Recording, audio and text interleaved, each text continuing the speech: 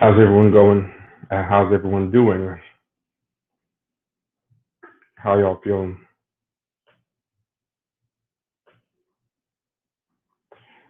Just letting the family know that we're up in here. How many days in a row has it been? I'm trying to keep it going till we hit 1,000. Till we hit 1,000 people. I'm a little muffled. Oh crap! I know why. Hold on.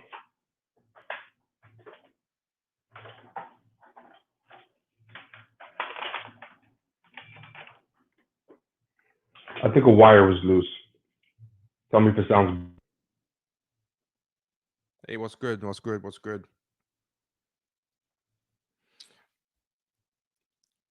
Yeah, something was a little bit loose. So, hey, cannabis sativa, how you feeling? Yeah, so according to this, it should be fine now. Do I sound good? How are my levels? Turn my levels up. Okay, good, good. There we go. Gold Link, how you feeling? Jesus, how you feeling? Cannabis sativa, Champagne Comunista, Gold Link, how's everyone doing? Is anybody up in here modded up? If not, anybody want to get modded? Hey, Worldly Bong, how you feeling, man? Or ma'am. I don't know if you're a guy or a girl. I should not make any assumptions. Whatever you are, how are you feeling? Okay. Hi. So I was right the first time. How you feeling, man? Whew. I don't know what this means. I am molded. Is this some newfangled slang? Oh, modded. Okay, cool, cool.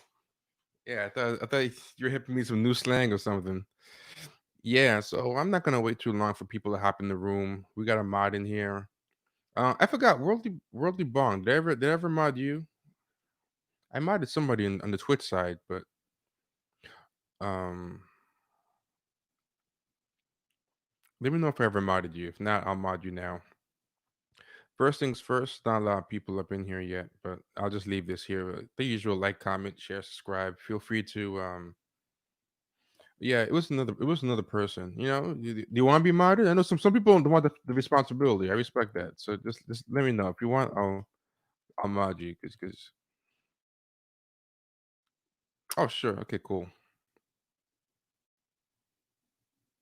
It's like the Twitch stream doesn't have as many people, but I feel like when the Twitch stream has a troll, Twitch has serious trolls. Like Twitch trolls, they don't fuck around. They get their troll on.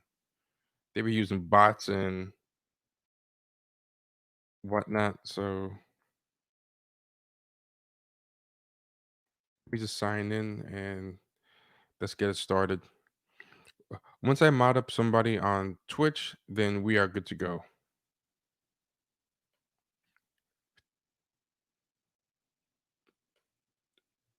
Let's see.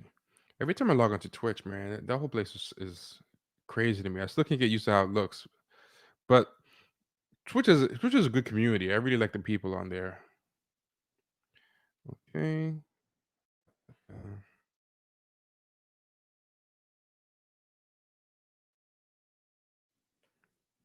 okay. Just give me a second to mod up somebody on Twitch, and then we're gonna hit the ground running. But in the meantime, use this time to like the video, share it with people, whatever. So here we go. Here we go. How do I find? Okay. Let's see.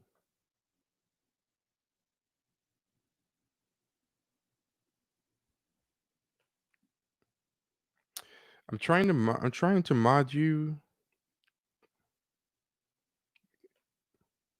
Okay, here we go. I modded you, Champagne Comunista. Um, Worldly Bong, just type something real quick. Just say hi or something, because I have to be able to see you. Hey Void, how you feeling? Okay, cool, perfect. Okay, so we got two people modded on Twitch. We got somebody modded on YouTube. We're all good. Yeah, yeah. Mod is like jury duty, man. That's why I said I respect it if somebody doesn't want the responsibility. Not gonna shame anybody. Here we go. Here we go. Hey, what's going on? Oh, what's up? Oh, I'm not hearing you. Can Oh, you there we can't hear go. me? There we go. Can you hear me? There's like a weird delay, like your mouth. You're like a Shaw Brothers movie right now. Your mouth. There. So, is that better? No, it's working now. Okay, okay. I think there's a short in my earphone or something like that. I don't know. Okay. Yeah, but it's working now. Yeah, yeah. I was just modding up people. I was learning how to mod people and all that. The modding stays once somebody's modded up. Yeah, the modding stays until like the person like gets rid of their account or something. Okay, yeah. So it's good. So everyone's gonna stay modded every time they come on. Yeah. Oh, yo, this is my favorite name, man. The standout without handouts. I never, I never get tired of seeing the standout without handouts. How's it going, man? Oh, George Floyd has COVID-19. That's what they Know that. said. Yeah, they said that Word? when he died, they did an autopsy and he had coronavirus. Oh crap. That'll be, they'll figure out a way to blame that. No, it wasn't the knee in the neck; it was the coronavirus. Yeah. If he did coronavirus, he could have taken 15 minutes of knee. Whatever. Right. Oh, ridiculous. Exactly. What? God, it's like nature's playing practical jokes on us, man. Basically. Yo, I wanna play something real quick. Go ahead. Look at this. Hold on. But tell me about your day for a while because I gotta load this up.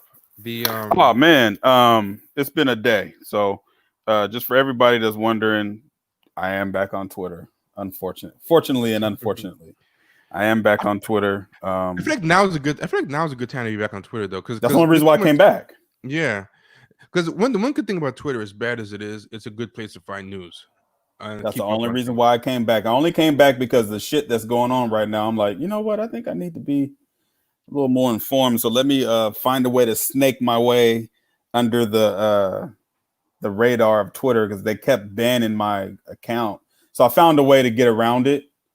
And I'm not giving up that secret, but I definitely found a way to get around it. Well, I already told you guys. I already told you and Mario. But if you guys want to follow me, you can follow me on Twitter at Lazarus Lives X3. So Lazarus, like from the Bible, Lazarus Lives X3. I'm on Twitter. So that would be like would that be like this? Did I spell it right? Yes. Okay, cool. So that's me on Twitter. So yeah, if you want to follow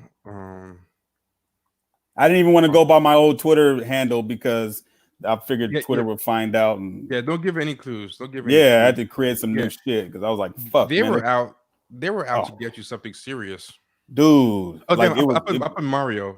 I had a brain fart. I created 3 different accounts and they banned all 3.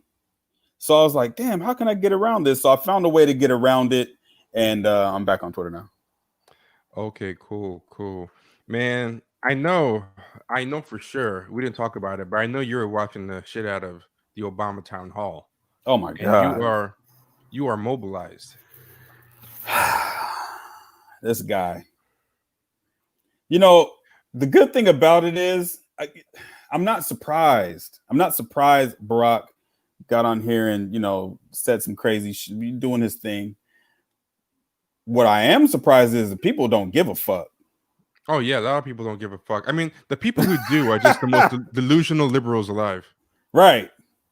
They don't care, man. Yeah, you're right. So those type of people, that I expect them to get on that train again. But man, there's a lot of people, especially younger people, man. They ain't here. They just don't care. I don't even think they're tuning in. Honestly. Oh yeah, yo. One thing I realized, man. Liberals.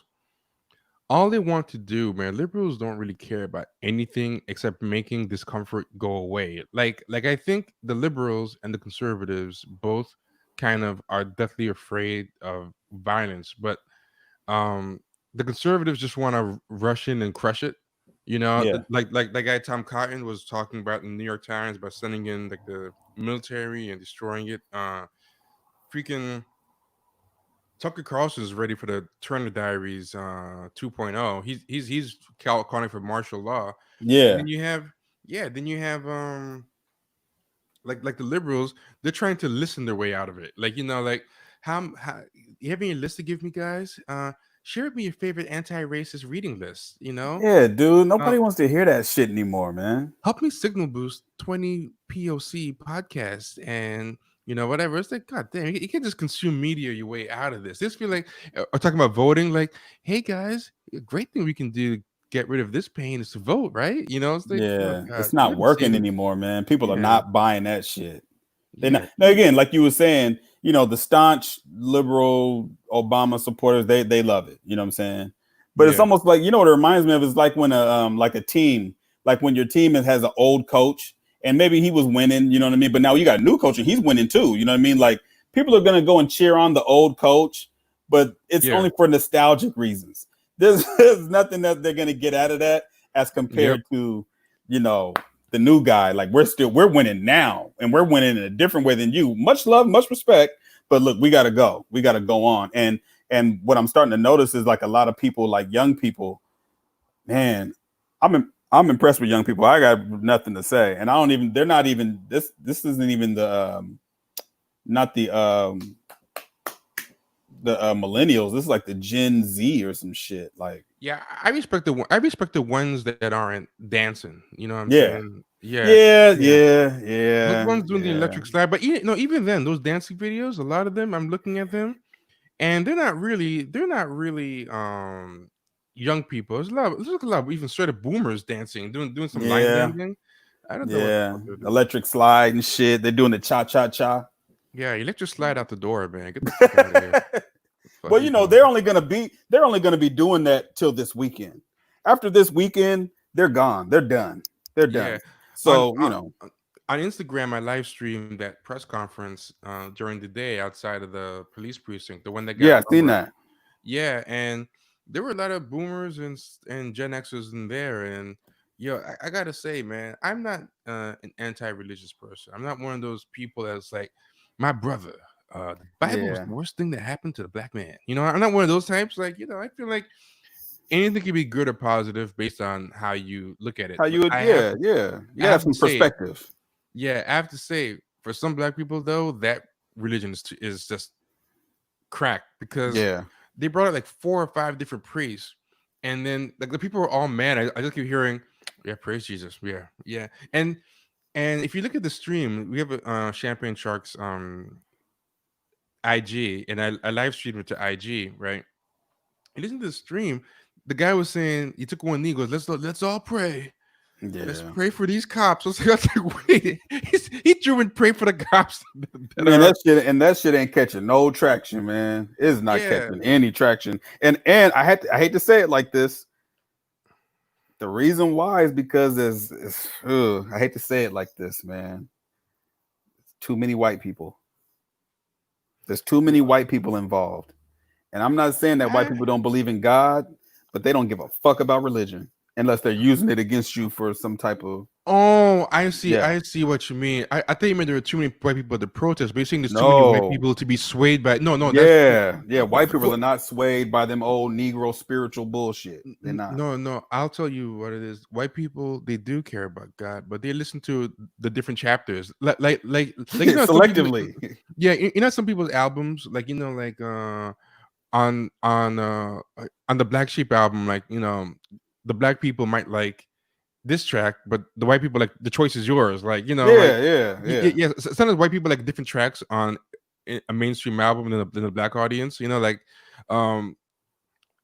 the Bible was a mega album, man, like black people like the pacifist tracks. You know what I mean? And white people like their top 10 like on repeat are anything about like righteous anger and stuff like that. Right. That's the truth. Hell yeah. That's the truth. And it's good because I was talking to, I don't know, probably talking to Mario. I can't remember who I was talking to, but they were talking about people. No, it wasn't Mario. It might have been my brother, and they were talking about people dancing and all this kind of stuff. And I was like, yeah, but the war is already gone far beyond. That's the halftime show. Exactly. That's the halftime show. Them crump dancing and all that shit in the street. That's the halftime show. 7th inning stretch. Halftime show. 7th inning stretch. Yeah. Right. That's all that is, because I was looking today, and I think they defunded the police department in LA with the LAPD like $150 million. Wow, that's really So, opposite of what was going on before. oh my God, you know what I'm saying? That's a lot of fucking money out the budget, and they'll find a way to worm around that. Like they'll make sure that when some shootings happen, they just won't show up.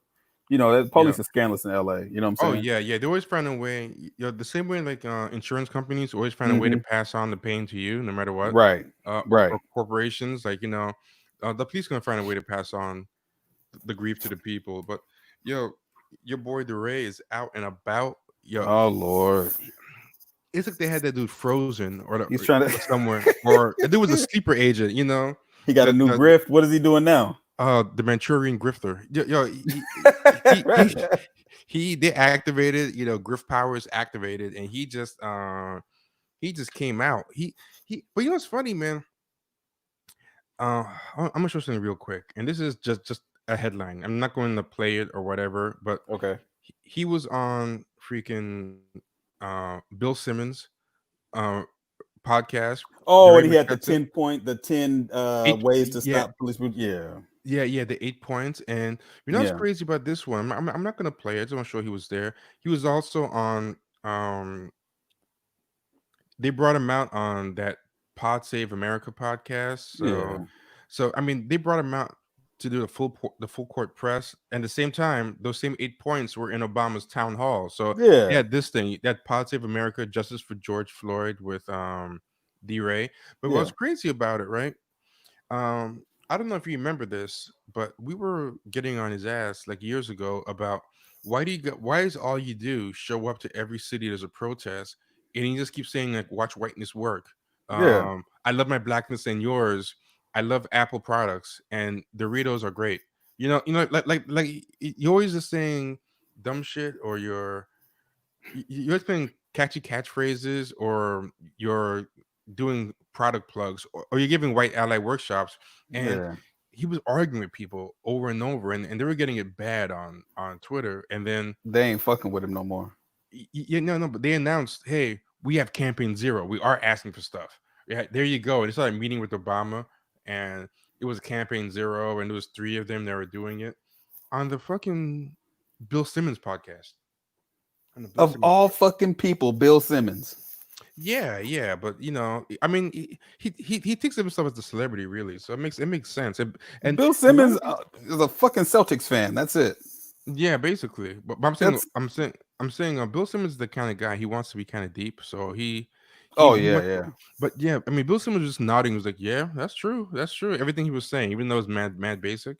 But the they had campaign zero, and there's only 2 things basically on there, and everyone was laughing at them. They're like body cams and implicit bias training. And around that time, I don't know if you remember, one of our earliest episodes was about implicit bias and what a bunch of crap that implicit bias training is, and how bad it is, right? Anyway, he's on Bill Simmons yesterday. I tried to listen to about half of it, and listen to this. He brings up, yeah, so Bill Simmons is like, what are some of the things you've learned, D-Ray? And then he's like, yeah, well, 2 of the things that we were being taught, we find out aren't true. And one of them is, you know, we really found out, like the research came in, body cams don't work. And Bill Simmons is like, really? He goes, yeah, they covered him up. They go, I'm like, oh my God, everybody was fucking telling you this shit. It's like, man, common sense. And then and the other thing we found out doesn't work is implicit bias. It turns out, like, and I was thinking, wow, really? Like you can't just tell a cop that, white people, black people are awesome, and then they stop beating them up, But the funny thing was, those were the only 2 things he had. So it's like, yeah, but you know what though? This is how scandalous Bill Simmons is. Now, Bill Simmons makes his money talking about sports. If Bill Simmons really wanted to have somebody on to talk about this stuff, he should have had Steven Jackson on. You know what I'm saying? He might still do it. You never know. But why would you have this guy that D-Ray? Yeah. Well, that's supposed to be his wheelhouse. Supposedly, he's yeah, but it was funny. Like, how do you admit that the only 2 ideas that you had in like 4 years it didn't work? So basically, you did nothing that worked. Basically, you did nothing that worked. You only had two damn ideas, and none of them worked, and you just casually dropping it like, yeah. So we did find out two things didn't work. He doesn't mention that those two things were the only two ideas he Yeah, fucking that's had. all you had. Yeah. So he's 0 for 2. But what's funny is he straight up admitted, Bill Simmons were like, yeah. So where have you been the past couple of years? He goes, yeah, so blah blah blah. So basically, this is supposed to be your hustle, right? You create campaign zero because you got your start with the police brutality stuff. You only did the campaign zero after people said brutality is going to protest and turning them into kumbaya. He's one of those people that makes people dance at protests and Right. do prayer circles. He does this campaign zero. They have like two or three proposals, you know. Then they disappear for a couple of years.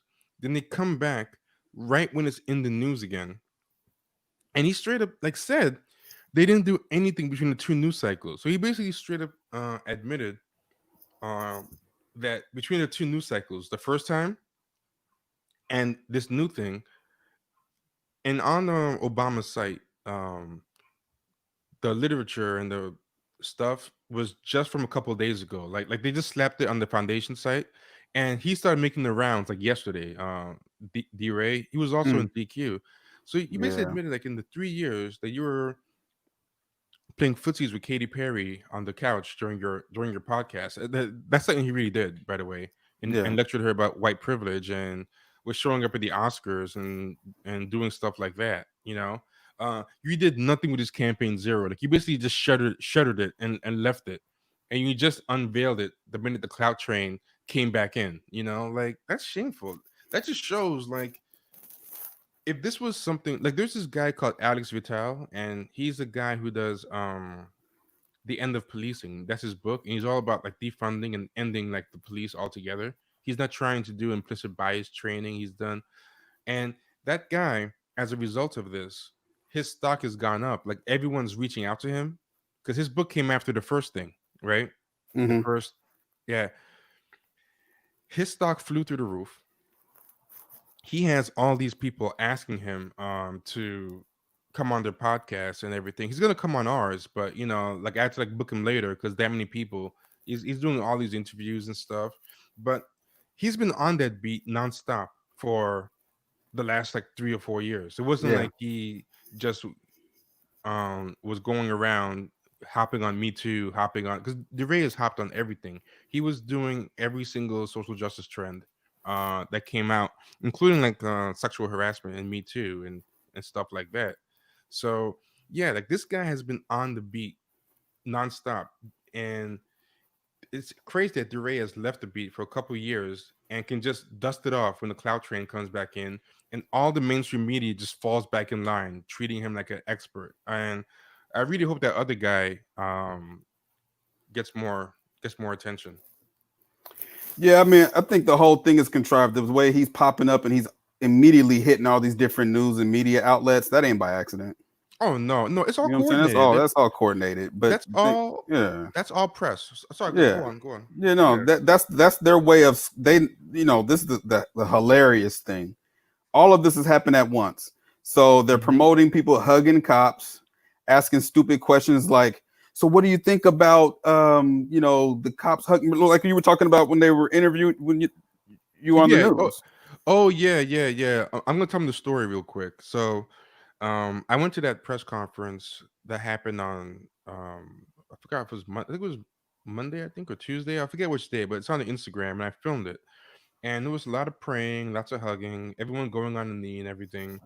And then I had to go to the post office to mail some stuff. I went to the post office, and I came back, and New York One was outside. And I walked by New York One, and they stopped me, and they're like, "Oh, sir, did you see the press conference?" And I'm like, "Yeah." And like, can we ask you some questions? So I was like, "Okay, we can answer some questions." So we were talking, and she was like, "Yeah, um, how did you feel about this whole thing?" And I was like, "It didn't really do anything for me because it's kind of too little, too late, and they didn't really give any solutions. All they said was that we hear you, we're here to listen to you, and here's a place you can go if you want to vent your problems." And I was like, "These guys have all the power. These guys are the ones. There's politicians here, the Brooklyn borough president. There's all stuff. They should be telling us what."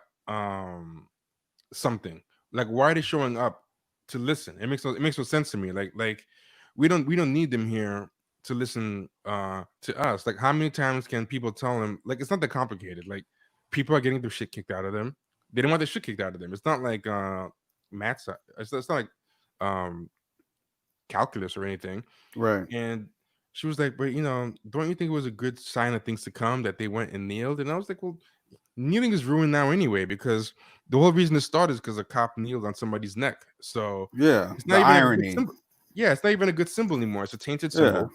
And also, they had 2 or 3 years to kneel, and most of these people were probably sitting on the couch every Sunday, yelling at the screen and calling football players who kneeled all types of names and whatever. And now that their precincts getting stormed and the cars are getting set on fire, now you're trying to kneel. Like, it doesn't mean anything. Like, you had 2 years. You had 2 years to kneel, and you didn't do anything. Now that your precinct almost got overrun, now you're coming out and kneeling, and now kneeling is already ruined anyway. So like you're saying, so they're using that narrative of the cops are kneeling, and then they bring D-Ray out. So that's how they're going to try to squash the narrative. The problem is they're telling on themselves. Because he comes out soft. The energy is not soft right now. No, that's not the way. The energy is not soft. So bringing him out is pretty much a counter. It's kind of counterintuitive to do it. You know what I mean? Yeah, you're on yourself. They're trying to make it soft, and every liberal out there is just like, all these blue check liberals are trying to tweet every single dance party that they could find. They try, man. They put them on the job. Like, get to tweeting, niggers. Get to tweeting. You know. And by blue checks, I'm not even talking about like just the black ones. All of them. All of them. Yeah. Like, is Rex Chapman on Twitter like the Rex Chapman? Like the one that's the real Rex Chapman. I don't know what the fuck he's talking about. Yeah, Rex Chapman is playing some dumbass shit, man. I don't know. That dude is a total shit lip. I don't know what's up with him. Yeah, I don't know how that happened, unfortunately, because he was I get it. You know what I'm saying? Look, there's gonna be these people out there that they just don't want no problems. Yeah. You know what I'm saying? Whatever that is, whatever that means, they don't want no problems. So, but I don't expect him to know that shit. Don't promote that shit, man. Don't promote all that dancing and skipping on your head and shit, and the dude crump dancing in front of the cop. The cops is looking at him like, can you believe these motherfuckers? Yeah, you know what I'm saying? The crump dancing was dumb, but it's funny. The last thing I said to the funny thing about being interviewed by those people, they kept trying to steer me back to a soundbite. Right, they were like, yeah, but don't you think it's a step in the right direction that they kneel together and they hug? And I just kept, I'm like, how many different ways can I say, like, no, this is nothing? And I knew they weren't going to put it on the air, So yeah, we were talking about, like, everyone you see in the news now is just somebody who is like some kind of shuffling person who's like, I feel like it's a step in the right direction, or they got some really soft energy. And I realized that they're screening out anybody who's not giving that narrative, So I was hoping they would put me on, but I knew they wouldn't. And sure enough, they didn't put me on. They left that on the cutting room floor. Yeah, I knew they weren't gonna put that on. That doesn't help. That doesn't help. Yeah. The truth doesn't help. Nope. But listen, Rex Chapman put this up, and Herman Munster trended like number 2 on Twitter. Look at this. The lesson I want you to learn is it doesn't matter what you look like. You can be tall or short, or fat or thin, or ugly, or handsome like your father. You can be black or yellow or white. It doesn't matter. What does matter is the size of your heart and the strength of your character. The lesson I want you to learn. That thing had liberals going crazy. Okay. And like, Rex, we know this though. But not just that. What are they trying to say? Like are they saying that George Floyd just needed more character? He didn't have enough strength of his heart? like what does that even mean? They're conflating two different things, man. This isn't just about how you treat someone. This is about racism, white supremacy, and police brutality. Like, it goes a little bit beyond, Yeah, it goes way beyond that. But check out, like, these comments, like Jane Lynch, the actress, beautiful. Somebody else, wise, important words from Herman Munster. The world needs more Herman Munsters. Google him, kids. Thank you, Rex Chapman, for locating and sharing this clip. And hi. And this is former analyst CBS Sports. Yeah, I know. And I was like, man, if these are the allies, we're dead. These are all the people who watched the Obama Foundation yesterday. Someone else. What? It's all here. Like, no, but this is the thing, and this is the most important thing. Those people that are retweeting that, quote tweeting that, and all that kind of shit, that shit ain't gonna matter. That should be gone by tomorrow. He better tweet that shit every goddamn day. Yeah, and those people too, man. Those are people who are scared to death of violence. They're scared to death of everything, and they want to kumbaya everyone into complacence. They don't actually want to take the hard work to do any change, you know. Yeah. So someone said Amy Trask used to be an executive for the Oakland Raiders. She could be the first female commissioner of the NFL someday. Well, she'll fit in well because she don't take racism seriously. So yeah, exactly. She'll fit right in well because that's another thing. The NFL has just been tone deaf as usual. Drew Brees was tone deaf yesterday and today, and talking about look into my eyes and I'm not a racist. Let me tell you guys something, man. One thing I do know a lot about is football, and football is proliferated with racism, especially in the NFL. And people like Drew Brees benefits from racism.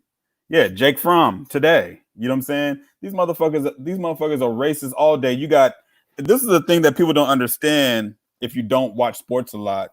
One of the reasons why a lot of athletes end up at these certain schools is because, especially in the South, these coaches use religion and fake patriotism. Religion, number one.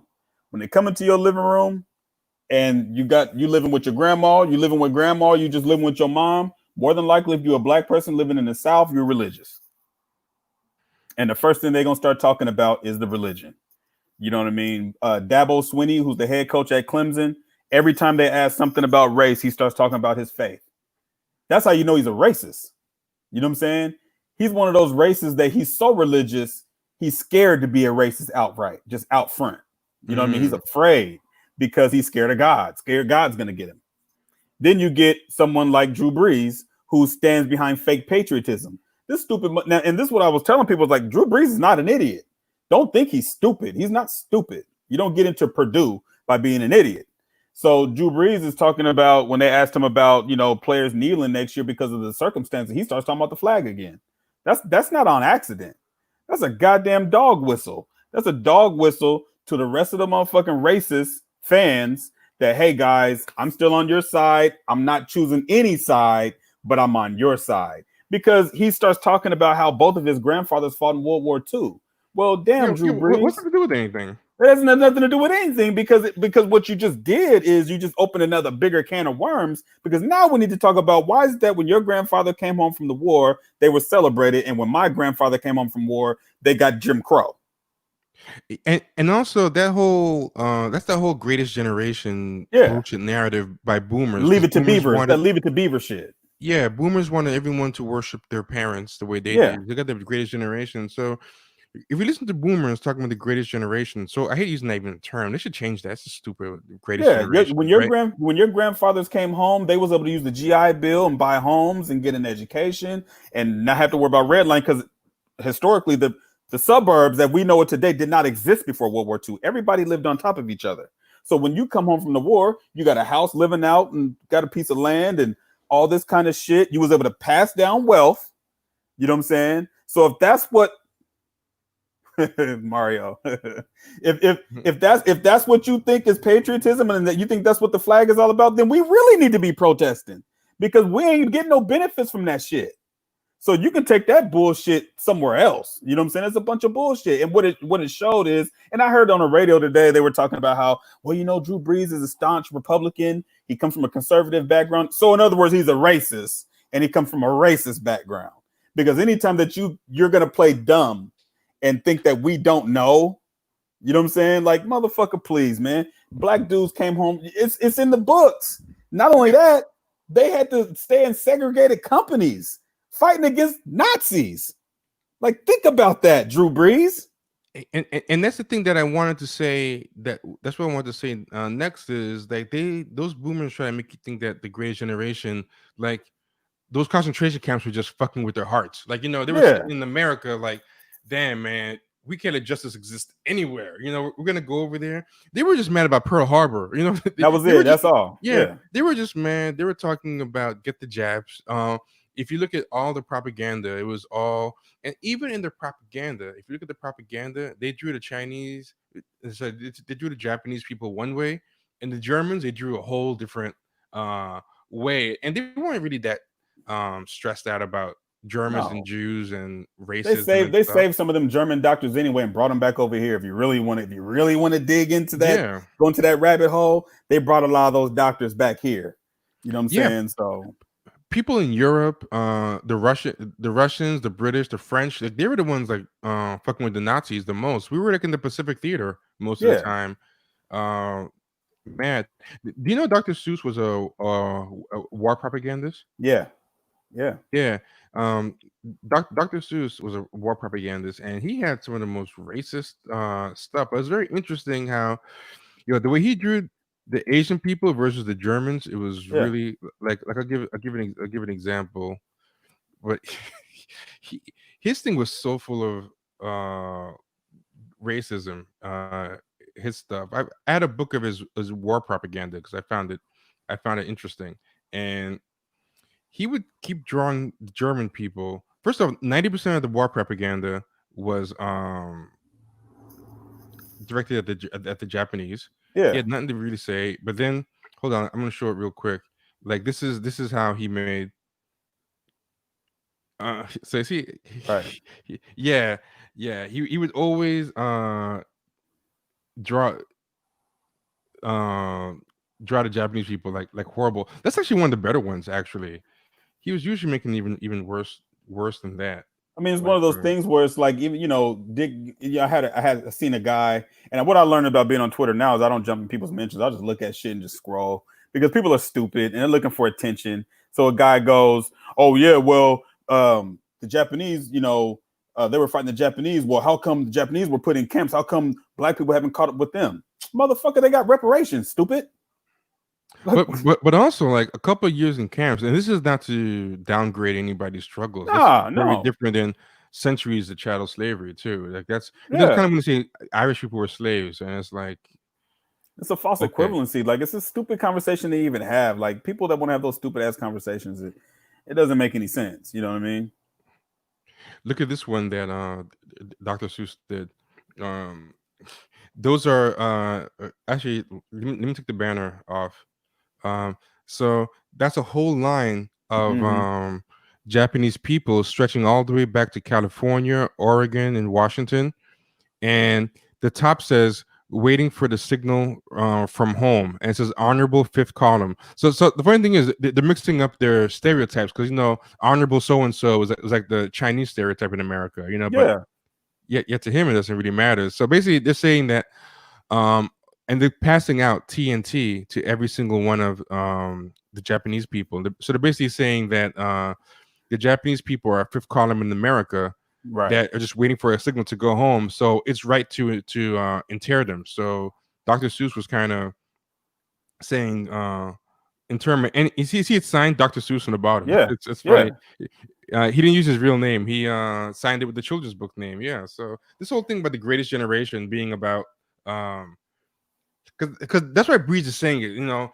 I Yeah. can't be a racist. My grandfather was like a liberator. Like, he didn't Right. care. He just wanted to get the Your scroll. grandfather's a fucking racist. At the end of the day, man, it's Yeah. people like that. Like,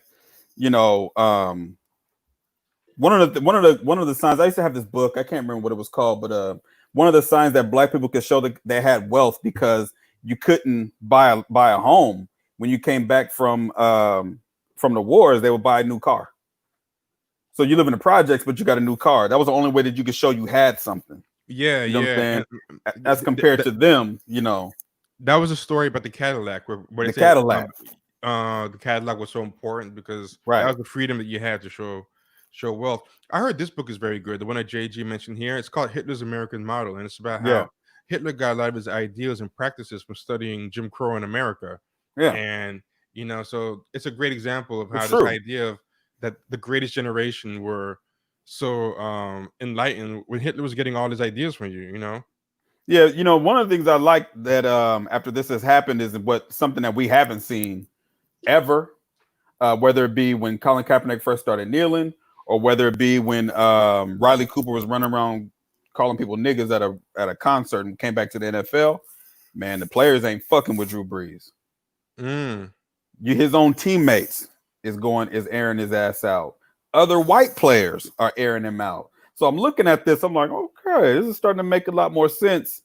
That now it seems like this could lead to some radical shit going on in the NFL. You're seeing a lot of NFL teams who wouldn't sign Colin Kaepernick putting up a black screen and throwing all this bullshit out, and people ain't having it. People ain't buying it. Now, if people really thought that when Colin Kaepernick started kneeling that people weren't watching the games, a lot of motherfuckers might not be watching the games. Ed Reed, Ed Reed wanted to call him something else. He really wanted to call him a punk motherfucker. That's what he wanted to call him. But he just called him a sucker and a punk. You know what I'm saying? So It's going to be interesting how this is going, because his best player called him out. The best player on his team called him out. So it's going to be interesting. I'm going to show you something real quick, man. You gotta peep this. I was playing the Obama town hall yesterday live, and it was going on for a while. We only got halfway through it. It made the show really long, so I stopped. I'm like, I know there's more good stuff in here, but I don't want to make everyone sit through it again. So I told myself I'm just gonna skip around, and if I see anything good that we missed from last night, I'll just throw it in here. And there's one clip that I think is worth looking at from the Obama town hall, and like, I'm gonna tell you right now, man. This is gonna sound strange, but right now, I feel like black people are like trans people in 2016. Like at some point around 2016, 2017, like trans people and trans movement just kind of leapfrogged. I don't know where it came from, but actually even before that, remember when Obama was coming out really hard for trans people in a they put him on the front of Time magazine with the rainbow crown and shit. Yeah, and with the bathroom thing, he and was it Susan Rice? Who was his AG at the time? It wasn't I don't know. Loretta, is it Lynch? Loretta Lynch, yeah. Yeah. And they were saying like this is the new Jim Crow. I was like, damn, you didn't even speak out about the old Jim Crow. Like when he called the black rioters like thugs, the black leaders and thugs and stuff. But he was like, this is a new Jim Crow, and make no mistake, we'll take all your funding. This is trans rights or civil rights. These are the new civil rights and all this stuff. So I was like, damn, Obama is coming like that. But when it's time to talk about black stuff, not just him, but everyone be kind of wishy-washy and be like black and brown, all lives matter. I hear people checking people, and they're not even black themselves, checking people on using black and brown. They're like, no, it's not black and brown, and stuff like that. And I was like, this is the first time in my life where like it's been like verboten to even half-ass and you support for black people, and I'm like, wow, we're actually like a wave now. We're actually like it's a wave, yeah. We're the light skinned guy. We're the light skinned crush in the 80s right now. Yeah, exactly. We're Eddie DeBarge. Yeah, and this I knew was crazy. I have a friend who's gay, right? And on his Facebook, right, one of his and he's a white gay guy. One of his friends said, and let's not forget trans people dying at these rates and black trans. And the person was like, look, let's stay focused. This is my white gay friend. He was like, let's stay focused. This is about black people right now. And I was like, whoa, white gay people are checking some of their friends trying to bring in. Yeah, we're black people with Al B. Shore right now. We're Christopher Williams right now. Exactly. We're popping Wesley Snipes in 1990. We're popping right now. Yeah. A lot of people were saying it was a new civil, like everything was a new civil rights. The Latinos were saying immigration is a new civil rights during the ice cages. But you know who didn't forget? You know who didn't forget that it wasn't white folks. Yeah, the white supremacists did not forget what the real civil rights was, and that's why they kept trying to put their knee on our necks. No pun intended. So they can say all that bullshit they want, but the ones that are in power didn't forget. Like, think about it. Obama lit the White House rainbow to celebrate the gay marriage, and then he and Joe Biden were running around the White House with the gay flag. And Man, they would not have done that with the Black Lives Matter flag or the motherfuckers are actors. yeah, and this kind of the problem with Obama's. That's kind of problem with Obama's current his current town hall. He's still got the old playbook. They switched the playbook on him, and he's still Yeah. afraid to say black. Like we see at town hall, it's like, and that's why nobody's fucking with him right now because he still thinks that he's in office 2014. You know what he's about to do? He's about to turn himself into Jesse Jackson. Oh, He's just yeah, gonna he be some definitely old will. black nigga that we remember. Because nobody gonna gives pull a out- fuck about what Jesse Yeah. Jackson says right now. That's who Obama's gonna be. He's gonna be the old black dude that's we like that uncle that live with at your house that's sick and you keep him in the back room. That's who he's gonna be. You love him, but we've already moved on. Someone said Joanna Crow, one crow. How many crows that ain't our crow would be catapulted? Right, exactly. Yeah. Also, is this what My Brother's Keeper is? What about black on black crime? Basically. You know what? If you have any information about that, email us at champagnesharks@gmail.com because I'm doing some research on Obama Foundation right now. Because basically, what I was doing with my research, because we did the town hall on yesterday's live stream. I started researching and I realized what that town hall is. Right. Obama had a dip in his donations to his Obama Foundation. That Obama Foundation is just basically, well, all presidential libraries and foundations are just basically ways to make work for like your friends and families and to deal out influence.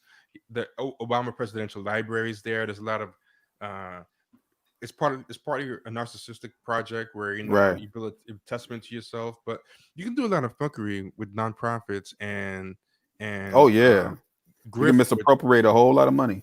yeah, and like you can give people, like if you want to curry favor with somebody, you can give them their kid a job at the Obama Foundation, Mhm. and he'll sit on a air conditioned seat, you know what I'm Right. saying, and whatever. So he's been raising like a lot of money, and he had a big dip, like I think in 2018 or whatever. But he has to keep raising money, and that Obama Library and the Obama Foundation, they're involved in a lot of stuff. They're dealing with tech people. They're dealing with funny people. They're gentrifying Chicago. They're doing all this Mhm. stuff. He needs to keep raising money.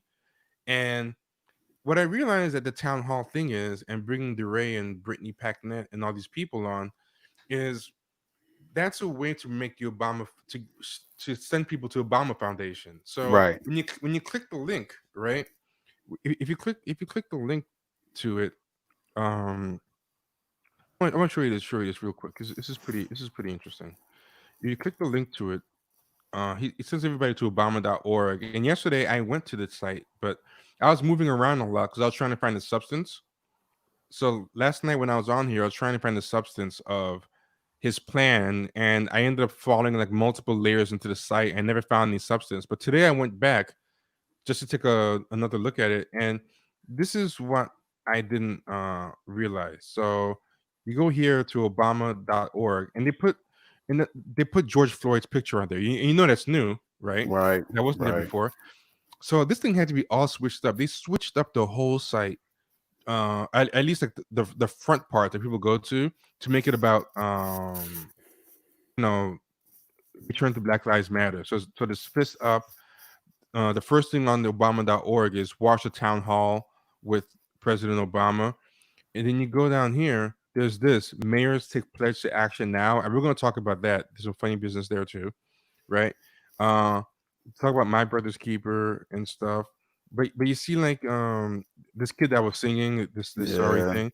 So all this stuff, it's like, okay, you have just put all this stuff on now. Say the day's May 30th, 2020, George Floyd. And it's not even it's a Michelle Obama Instagram post and stuff. And this is what I'm trying to get to. But if you notice, the first thing on top is donate. Of course. Yeah, that's the first thing is donate. And when you click donate, this whole site everywhere, become a monthly contributor, become a make a one-time contribution. $100 monthly, already $44. Get the Obama pin. He's like Oprah. You know, Oprah has to put her name on everything. Yeah. the biggest narcissist, and he's trying to be an influencer. Look at all this old stuff everywhere. Just join the Obama fan club. He's such a fucking narcissist. His travel guide to Chicago, Obama stickers to put on your MacBook. It's such a stereotype. See that MacBook Air, you can put your Obama stickers. Man. Here's the one-time gifts, $500, $250, $100, and it's just the cult of Obama. And go back to the first page, right? It says take action, right? And I want to walk you through this. So you hit take action. So say you don't want to donate, take action. Every single page, first off, there's a donate button to make sure. I saw an info. You pocket watching T? Yeah, man, I'm pocket watching. Watching like a mug. So take action. George Floyd. We imagine, another link to the town hall again. Have these names there. Okay. Breaks it down. Let's keep going. Get informed. So a couple of articles. We looked at some of these articles. They're pretty much a waste. Campus Zero Solutions. That's just the 8 stupid points that they're going to negotiate down and then not follow anyway, right? Take action. Sign a petition. I can't see it. Oh, you can't. Oh, my bad. Hold on. Let me fix that. All I've seen was the front cover. 2 people holding their fist up. Oh, I know what happened. It opened a different window. Let me go. Let me go here. It should be showing now, right? So anguish in action. They put George Floyd right there on the top. But you see the top right again? Donate. Yeah. Hit to the left. Donate. So every angle of donate. They gonna get that money. Yeah, they have a video of the town hall again. So every page they have the town hall. Like they've retooled all of this to get money off that thing. So they get money off George Floyd's death. Yeah, so they put all the George Floyd up front, and this get informed stuff. It's all like pre-existing lukewarm shit. Like it's links to different reports they already had. Campus Zero Solutions, where they just slapped on the 8 new cookie cutter solutions. Like somebody with an Ivy League degree and 6-figure salary got paid to do that, and a high school intern could have done that. Or actually, let me take it back. A high school intern probably did do it, and then somebody else got paid. Ivy League boss, yeah. He probably delegated it. That high school kid got a credit or something. Yeah, exactly. So you see all this, right? It's just promoting accountability, buzzwords. I came up with these buzzwords that I found all over the site and also all over the webpage. I found a bunch of words, and there was like intersectional, accountability, do the work, on the ground. It's basically a whole bunch. I'll tell them later because I want to stay focused. So anyway, take action. Right? It's a grift. Yeah, no, it gets good though. Get ready for this. Take action, right? Color of change. Sign a petition. So okay, a GoFundMe. He has nothing to do with that. He's just posting links to other stuff, right? Yeah. Color of change. Sign a petition, right? One of the people in the video was from Color of Change, right? And when you go to Color of Change, it's more repeating a lot of the same stuff that was in. It's repeating a lot of the same stuff that was in the Campaign Zero thing. They're all kind of repeating all the same stuff, right? Yeah. So forget that. George Floyd Memorial Fund, GoFundMe. That's just an official GoFundMe that he's linking to. Nationwide Bail Fund. It's not something that he's doing. Chicago Community Bond Fund. Maybe that's him. I don't know. But then here's the interesting part. Get engaged. Connect with these organizations on the front lines of social justice. And this is where it gets pretty interesting, right? This is where it gets pretty interesting. So what do we have here? Black Futures Lab. Do you know what Black Futures Lab is? Mm-mm. Black Futures Lab is the name of Alicia Garza, one of the founders of. I remember her from Twitter. Yeah, one of the founders of Black Lives Matter, which has not that organization. I don't know if it's even still around or what, but they didn't weigh in at all. And Alicia Garza, she never calls herself co-founder of Black Lives Matter. It makes me think maybe she kind of realizes that that a lot of people aren't really with it anymore. Yeah. right? So anyway, here she is. Are you able to see her? Right? She's Miss Black Futures Lab, right? And so this is the front page of it. See, Again, when you're dealing, this is all a nonprofit, I'm sure. They've mastered the way of manipulating and misappropriating funds, where they're all going to get rich, and whatever you give money and all that kind of shit, you're getting screwed. You ain't getting nothing from that shit. Yep. And there's the donate button on the top right. They all Yep. have a donate button at the top right. Is this the same thing as Black Lives Matter? She kind of dances around it, whatever. They're going to change the name soon. It'll probably be called Black Futures Lab. There will be no more such thing as Black Lives Matter anymore. Yeah, I think it's going to end up evaporating. Yeah. They probably want to keep it around because maybe they can get a trademark off of it, Right. or maybe a movie's going to happen. They need to keep it around to get paid for the movie, probably. But I sound info. I'm sure they will be seeing. I'm sure we'll be seeing George Floyd tagged on everything from real estate deals to ads for OnlyFans pages any day now. Probably. I wouldn't doubt it. and I went to their about page, right? And this is what I want you to see. You go to the about page, right? And all these things are all the same, right? Black Futures Lab, a lot of gobbledygook, right? That works with Black people transforming communities, building whatever. Problems facing are complex. Solution to these problems good for our imagination, blah, blah, blah. So nothing of substance yet, right? And then this is what they do. More jargon, transforms Black communities into active, interdependent, responsive public partners that change the way powers operates at the local, state, and national. Like, you never find out what these people actually Of what though? The local, state, and national level of what? It's just consultant speak. It's just generic, right? Yeah. So then we get here, and this is what I keep telling people. All these people are the all lives matter of Black people. Yeah. They try to say straight Black men are the white people of Black people. These guys aren't just the white people of Black people. They're specifically the all lives matter white people of Black people. So it straight up says here, we affirm all Black lives matter. And for people who've been following the streams, a couple of days ago, I went through Black Lives Matter page, and it was all about trying to elevate everyone else above straight Black men.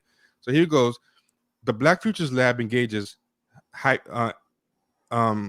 italics, all Black people. Right. Basically saying, sick of you niggas, right? Right. We engage all Black people. We're sick of you hogging everything, especially those that have made significant contributions to progressive movements, but have consistently been left at the bottom of legislators' agendas. So basically, they're saying that Black men have been getting too much attention, and this is to push everyone else. Why are you a partner to something involving George Floyd? It's just weird to me. You know what I mean? If your whole thing is about Black men be getting too much attention, like it's never too much attention to avoid using somebody's face and name to get the sympathy. You're not above riding that wave, even though he just said straight Black men get too much attention. Right. You're putting him on the first page on the top, and you're connecting him to another page that Obama has where his face is on top. Like stand by your thing and just don't fuck with him at all, right? Right. It continues. This includes Black, queer, and trans folks. Here we go. Black disabled folks, Black immigrants, documented and undocumented, Black people who are currently and formerly incarcerated, Black women, and funny, Black women is that close second to last, and then Black people all along and outside the gender spectrum. So it goes around everything except straight Black men. Basically, this is saying it's a corrective to straight Black men. So that's one of the things that Obama is partnered with, and people are going to think, okay, T, you're just being cherry picking. But just campaign zero, we did campaign zero yesterday. They only had two things: 8-part plan of marshmallow soft prescriptions, and 4 years ago the first two plans, which DeRay admitted on Bill Simmons' podcast, they found out were wrong. So basically, in 4 years, 10 solutions, and 2 of them are disproven, 8 of them are shit. So let's skip that. Center for Policing Equity, right? Let's check out that one. Can you still see it? Mm-hmm. Oh no, it's in a different. Hold on, it opened in a different window, but I'll put it in here. There you go. Okay, Center for Policing equity. Now that seems good. That's specifically about policing, at least, right? We do science to promote justice, so probably a bunch of technocrats. Data science for justice, so more like wonky stuff, but okay. Doesn't seem so bad. A lot of news and events, partners and supporters, Atlantic Philanthropies, Google.org, MacArthur Organization, the Audacious Project. Notice they always have a donate button in the upper right. These things I think are all made by, and one right there in the bottom. you have that one at the bottom, but every single one is a donate button in the exact same spot. I find that really interesting. It's very coordinated. Maybe it's just a general rule with nonprofits. I don't know. Maybe I'm reading too much. Oh, into it is. Yeah, so they all have a donate button on the top. Yeah, if you go on the right. Urban Leagues, if you go on the Urban Leagues website, you'll go on the NAACP. They all have the same setup. And it's always in the top right. Is that a thing? Okay. Yes. Right. So okay, look, that didn't really say anything, right? It was just a bunch of gobbledygook. So I always go to the about page. The about page, who we are. We are research scientists. We use data to build fairer and more just systems. Like they always talking generalities. Like we make things more fair. We make things more equitable. We do things in the state and local level. We relieve suffering. What makes us different? Our work is powered by science. Okay, more technocrat stuff. That's not saying anything. Right. Go to staff, and go to the staff, and okay, the black woman. This woman looks biracial. Okay. Oh, there goes one. There goes one black dude. Yeah, All right. there goes one black guy. His name is Eugene, though. I don't know. Yeah, you never know. Okay. There's two more black women. Okay. One more black dude. All right, there we go. And then that's basically it. And I didn't spend time. So there's a handful of black women, two black guys on the whole page, and it's all like white people. Join us in fighting bias. So that means we're gonna be doing more of that implicit bias stuff, which and actually no, that's just subscribe to it. It says join us in fighting bias, but subscribe to a newsletter. Yeah, so there's nothing. I don't know. They subscribe to that newsletter, they're gonna spam the fuck out of you with donate. Yeah, with more donates. Yeah. And yeah, this is the executive team and more of the same stuff. Like there's no organizations on the street, no organizations on the ground. No. Yeah. So where did it start? It started at a innovative conference at Stanford. Racial bias conference. So it's more than implicit bias crap. Like their science is just a bunch of implicit bias studying, which has been debunked like crazy. So far not impressed. So far we have Black Futures Lab, which basically is Black Lives Matter restated. It's all about correcting against the evil straight black men and lifting up everybody, even black women. They put second to last, and they put every single thing: black disabled, black immigrants, black. The first thing lit off was black LGBT and queer. So to me, that's a queer group, and they don't say anything about police there on that site. They don't say anything about any of that. That site has nothing to do with police brutality or anything. Campaign Zero we determined is a joke, and that's the race thing. Center for Police Equity we just covered. Movement for Black Lives, that is the one that DeRay was involved with, but Movement for Black Lives was the one that I think got the Ford Foundation grant. A lot of people say, oh, the Ford Foundation and Soros funded Black Lives Matter, but what people actually do is they're confusing it. They're confusing it with Movement for Black Lives. Movement for Black Lives is actually the one that was funded by the Ford Foundation. The Ford Foundation has a lot of funky stuff going on. So if you go to the Ford Foundation, on the Ford Foundation, they have Why Black Lives Matter to Philanthropy. Not written by any black people though. But maybe Brooke Kelly Green is. But if I have to ask, that says, and yeah. So Ford Foundation is like they have a lot of funny business about the Ford Foundation. I'll get into that some other time. But this is basically to say that this stuff has not really anything to do so far. There's no black male-led philanthropies. There's no grassroots anything here. This is it's just a mess. There's a lot of articles if you want to read about moving for Black Lives and the foundations and everything. They have a lot of. They got about $40 million from the Ford Foundation in 6 years. That's a lot of money. I don't know what they did with that. Nothing. Yeah, I would Started really some more love- initiatives, quote unquote initiatives, and who Yeah, that's knows, man. That's a lot. That's a lot of money, and But that's you what know, I nonprofits mean- do. That's what they do. You know what I mean? Even these nonprofits that are supposed to be doing work like for housing and things like that, they get a $2 million grant and they only have six people in housing. Like, where'd the rest of the money go? And they'll say, Yeah. well, you got staffing, and I'm like, you paying those motherfuckers $16 an hour. What are you talking about? With shitty And- benefits. Yeah, and a lot of these people, so here's moving for Black Lives. We created in December of 2014. That girl, the one that said there was a donate button on top right. That girl who said black men are the utmost of trash, and that she wants to kill Darren Seals, and she dies gonna be by a black man. She was involved in moving for Black Lives. So why would anybody black want to be part of that shit? I remember her.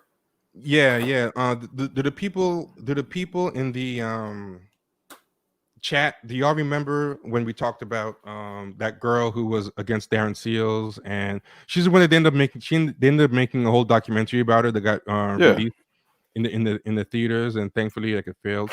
Oh, it sucked. Yeah, so she's the one behind she's involved in this, and apparently they grifted a lot of money as well. And so who we are abolitionists.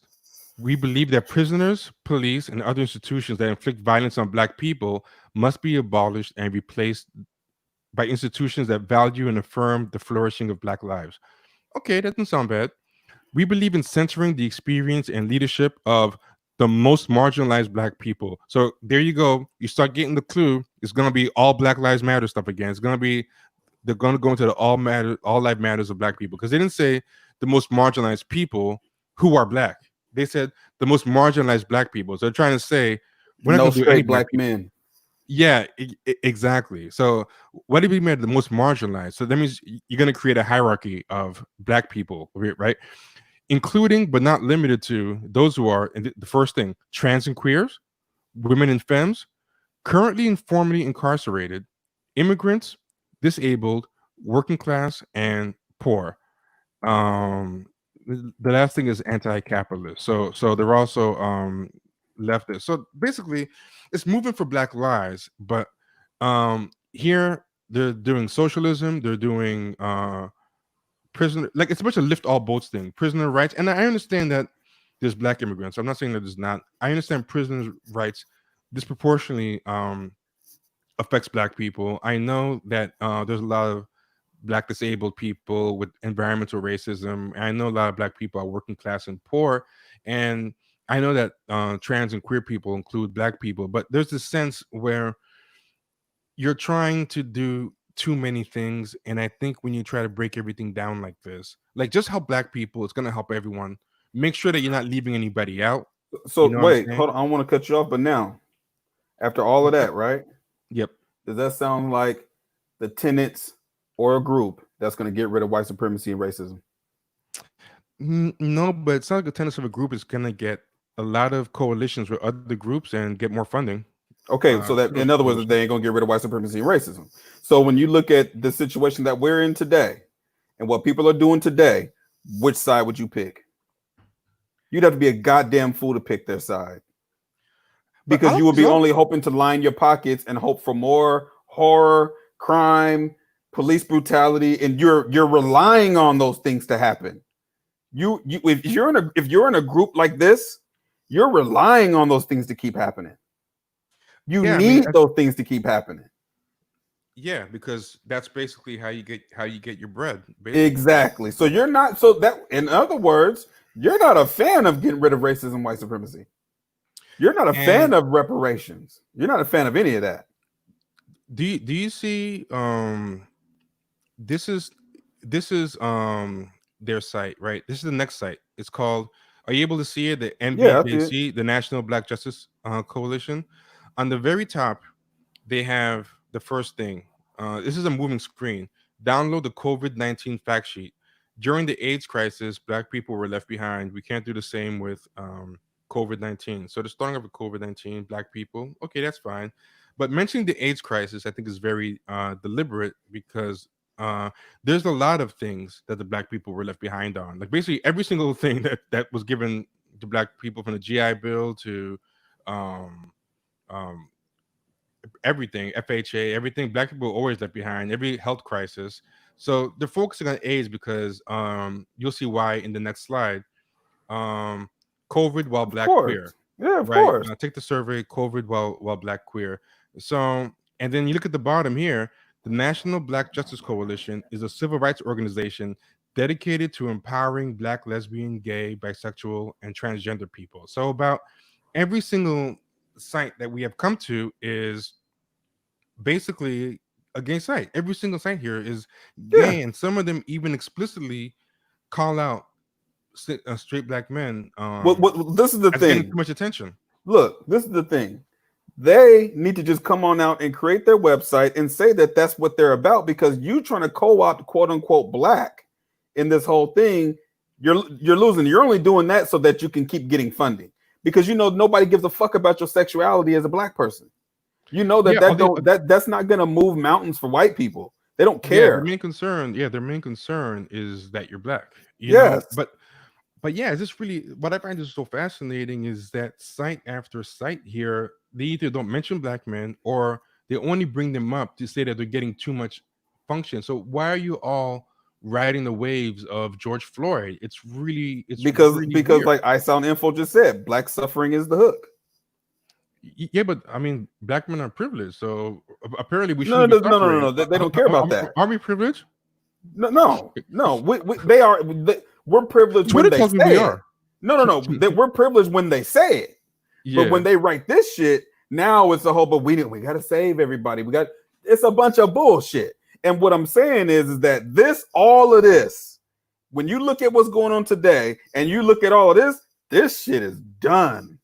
Now, people are happy when you look at what they have: statement on the death of Monica Diamond, statement on the Yana Dior, statement on Tony McDade, that person is trans, statement on McKinsey.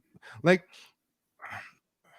so they're only talking about the Black trans and Black women who got killed, and not the Black men on this one. Of so, course. About us. Let's hit the About Us page. The National Black Justice Coalition is a civil rights organization dedicated to the empowerment of Black, lesbian, gay, bisexual, there it is, transgender, queer, and same-loving people, including people living with HIV/AIDS. NBJC's mission is to end racism, homophobia, and LGBTQ/SGL bias and stigma. And this is the thing. I don't have a problem with you saying that that's what you are. I don't care. It doesn't make a difference to me. Exactly. I feel the same way. You know what I'm saying? But you're trying to disguise it. You're trying to hide it. You know what I'm saying? Well, right now, you can't do that. You're either going to be Black or you're going to get your ass over here with that other shit. Because everything that you have going on in your personal life has nothing to do with you being Black. But here's something else, right? You always ask these people, this is what these people always say: oh, I'm both Black and gay. I can't choose a side. You know, I'm equally oppressed as both. Yeah. Okay, that's fine. Mm-hmm. But why is it whenever there's a gay organization-led initiative, right? I don't click their partners thing, and you guys are all in there. I gotta search for it. Getting stuff for Black people. Yeah, I gotta search. I gotta search for what your main goal, what your scam is. I have to go and peel the onion layers back to find the scam. But that's not even what I mean. What I'm saying is the gay rights organizations don't allow them to piggyback on their pages. No, of course not. Like there's that gay racism.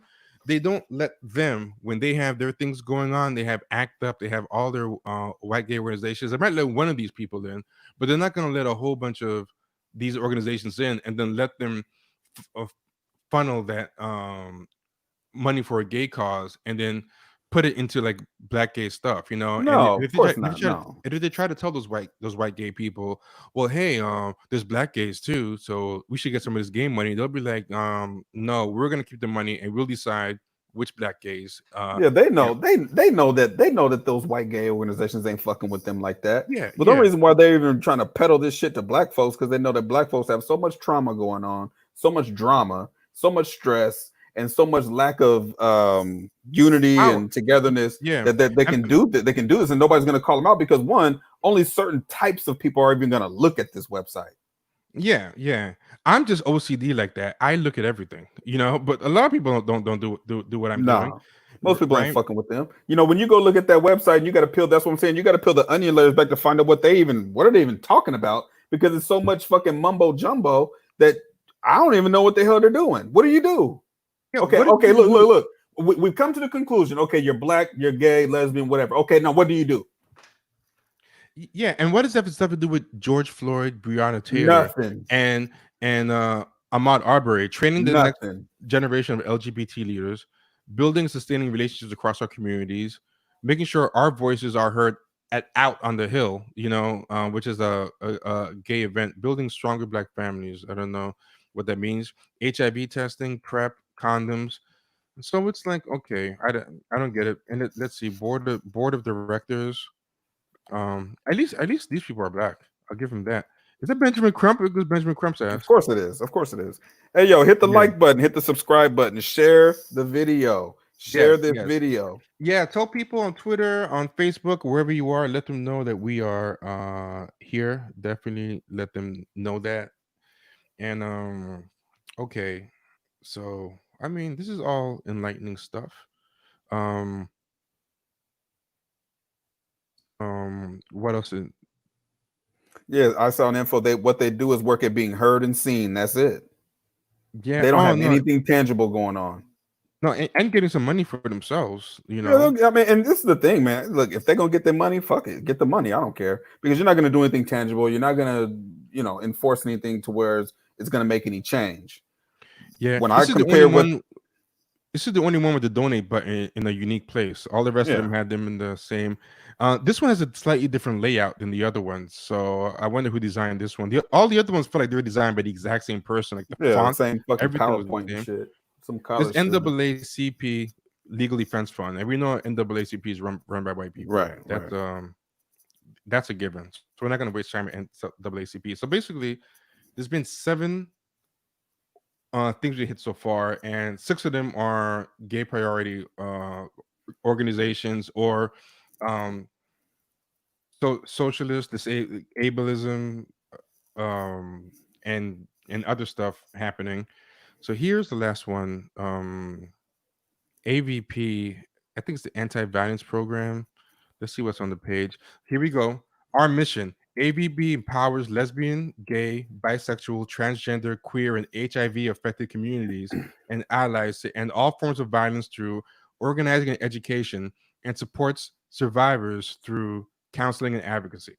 And you know what? I'm not mad at that, because they went straight to the point about what they do. You know what I'm saying? They didn't say, well, black and brown and all that. No. They went straight to the point of what they do. Cool. That's cool. Yeah, it's true. I mean, the other ones did, but you have to let you know, this is the About Us page. So all of them on the About Us page basically said that. You know, it wasn't on the very front page. The very front page was just, actually, no, I'm wrong. You're right. They didn't all say that. Yeah. On the rest of them, you have to click 1 or 2 pages in. You're right. This is actually the main page. You're actually right. I'm wrong. It opens to the About Us, right? And they say it twice in a row. So it says AVP empowers lesbian, gay, bisexual, transgender, queer, and HIV affected communities and allies to end all forms of violence through organizing and education, and support survivors through counseling and advocacy. Our vision: AVP envisions a world in which all lesbian, gay, bisexual, transgender, queer, and HIV affected people are safe, respected, and live free from violence. So they said it twice. and they talk about violence against gay men, and took all the today. AVP is the largest anti-LGBTQ violence organization in the country. We are deeply trusted within the LGBT communities and by survivors of violence, and we have earned that trust by showing up for our community day in and day out for almost 40 years. We are here for you whenever, wherever you need us. Now, here's something interesting. If you go back up here, it doesn't say it empowers black, lesbian, gay, bisexual. It just says lesbian, gay. You see Right. that? Yeah. That's interesting. That's So what I'm this is not saying. They even. get straight to the point. I'm not mad at them Oh, so because that don't have anything to do with your race. yeah. Your So the only sexuality has thing, nothing to do with your race. How people react to you in your community might be different based on what community you come from. But you trying to put black with all of that other shit, man, you just tell us right now you grifting, you stealing, you're looking to scam. Like it's just and that's what I'm saying. Like the time that we on right now, ain't nobody trying to hear that shit. They yeah. wasting their So damn that's time. and plus the fact that it's 40 years old, you know it's not a black organization because there's no 40-year-old black organizations. No. I'm trying to find pictures of the people. It's very interesting. There's no pictures of the actual people. There's somebody here. Even Uh, better though. That's even y- better. See, I gotta yeah, give them their props. That's even better because they don't want it. They're not out here to entertain. They're not out here to shuck and jive and like those other websites where they got black people all over the goddamn all over the place. I can respect that because they ain't playing games. That's what they trying to do. And she got her. Go back to that. yeah. So at least the lady in the head No, click the is one. a Click the other one. Click the other one. okay. Hold on.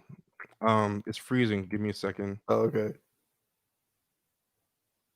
I ain't even mad.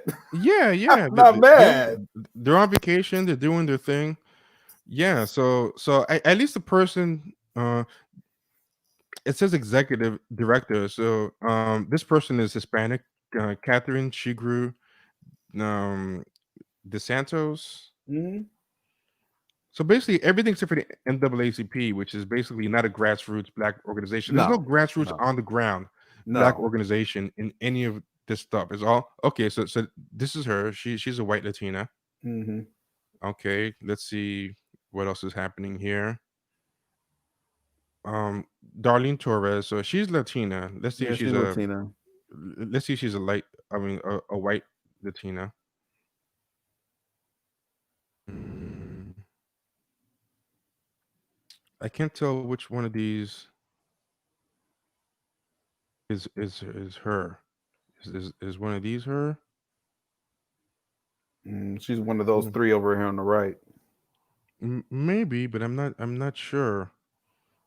Um, let's see.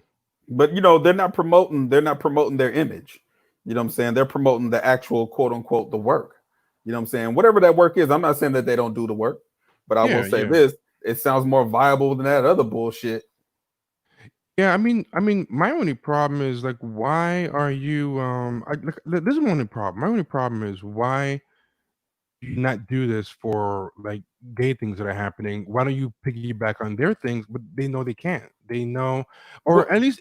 Thing, I this don't one mind right who here, you are. that one right there, Yeah, it sounds like that they're sticking to their thing. They got their thing that they yeah. do, and they're doing that now. The other ones, they're the ones trying to piggyback on black folks who's dying and all this other different. No, I mean these ones are piggybacking on it too because they're on Obama's page on Oh this yeah, thing, yeah. But you know, this is but so that's like an index. So basically, like a lot of nonprofits, what they'll do is they add in all these other nonprofits that they're either funding or they're working together somehow. So this, what is the name of this one? AVP, and So this one's 40. AVP is probably in the index for the Obama Foundation or whatever that is, but as Yeah, their own standalone business, if you go to their actual website, they're not going to have any of the bullshit that those other, you know what I'm saying? Everybody's doing their own thing. You know yeah, what I mean? yeah, exactly. This is their website. They're probably donors to him, Yeah, and exactly. part of the quid pro quo for being donors is he's allowing them to hop on this grift. Exactly.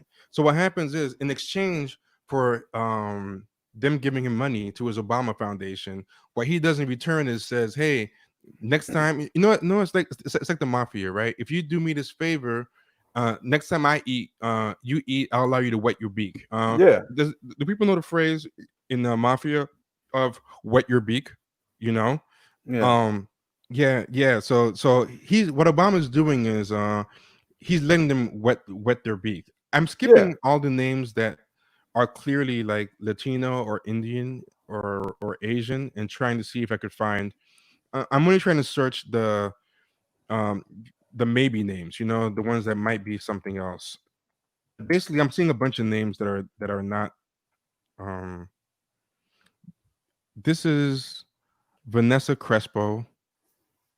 She looks like she might be a light skinned Afro. Some Puerto Rican or something. Yeah, I mean, this yeah, is all in New York City, so these people could be an assortment of different things. But yeah. but but what I'm saying is, like, you know, we can search their names, but they're Mhm. not promoting race. Yeah, exactly. But the reason I'm looking, because I want to know, do you at least hire black people? You know, Oh so yeah, yeah. Oh, there's gonna be some yeah, black yeah. people in That's there. what I'm curious about. But I'm seeing like Jewish names, Asian names. Yeah, There's there's definitely Erica gonna be some black Dixon. people in there. Yeah. So even if some of these ambiguous names do turn out to be black, there's enough clearly not black names that Yeah. I feel comfortable stopping. So yeah, Well, the thing, what I'm saying is, like, you know, this is all under this Obama umbrella. You know what I'm saying? And the crazy thing about it is like, it's a shame that, of course, he's not the one that's vetting who they work with. Like, he don't fucking look. He's not the one putting this talk about together. Obama. Yeah, he's not the one that. Oh no, I Yeah, bet he knows, because one of the things that they sell is access. So he probably comes out and shakes hands with a lot of these people and sits with them and talks with them. Like, I mean, he might not pick them, but I'm sure he meets them. Like, part of what you pay for is What I'm face saying time. is, like, he knows who they are and things like that, but he's not the one putting together the website Oh and yeah, like, exactly. going on their website and seeing the shit that they're saying, because it's Yeah, like, you'd have to be well, I mean, unless he's one of those people, yeah. you have to be a No. I think he's too busy counting his money. That's what I'm saying. So you'd have to be a clown to know that this website and this organization is only representing for the most marginalized black people. So you're gonna go from minority to the double, triple, quadruple minorities. Like, that does, you're not gonna get anything done doing that. Like, that doesn't even make any sense. Because this, you would have to believe that all black people who live that lifestyle think like you, and that's not true. All black people who are living an alternative lifestyle do not think like you. You're a self-hater. There's millions of black people that they don't want nothing to do with that tribalistic bullshit, because to them, they're black first. What they do at home in the bed is their business. Because when they come out on their porch, you don't know what the fuck they were doing. You know what I'm saying? So you'd have to be of that mental illness to even fuck with them. You know what I mean? And what you mean, that the mental illness of not being black first, of mental illness, the mental illness of thinking that you are going to actually get somewhere by grinding an axe against another disproportionate, underrepresented part of your own community. You would have to. So that mental illness of thinking that by being black in something else, you can elevate yourself from the stigma of blackness. So basically trying to rank yourself. You know, it's a perfect way to put it. Nina Fuller says, fighting for rows in the bottom of the slave ship. Like, you know, you and I are fighting for who gets to hold the row, and we're all in the. Exactly. It's like saying, man, my chains are shinier than yours. Yeah. Fuck. We're still at the bottom of a slave ship. So that you got to have a kind of a fucked up way of thinking if you think that by putting that in there that we work specifically with, what was it again? What was it about the black people they work with? What's that? What was it that they said in there about us? It was they work with disabled. But no, they always start, each one is with trans and queer, then they get disabled. It was like they were making a point to say that we're working with the most disproportionate and underrepresented part of the black community. Like, yeah, God damn, I didn't know that there was a race within a race. You know what I'm saying? But that's the thing. It's only a race within a race.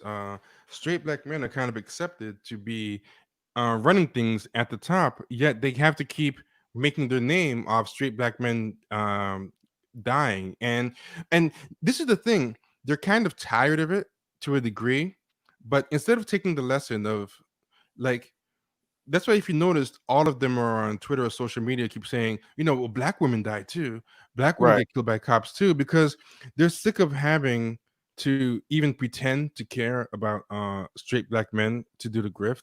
Like, they're sick of even trying to pretend, so they want to make it normalized to ignore them and make it seem like justice to ignore straight black men, because if they do that, then they're free. They don't have to even do this. Like, I think it kind of almost pains them to even have to play Acknowledge this it. game. Acknowledge it. Yeah, What you don't understand is that yeah, even for the grift.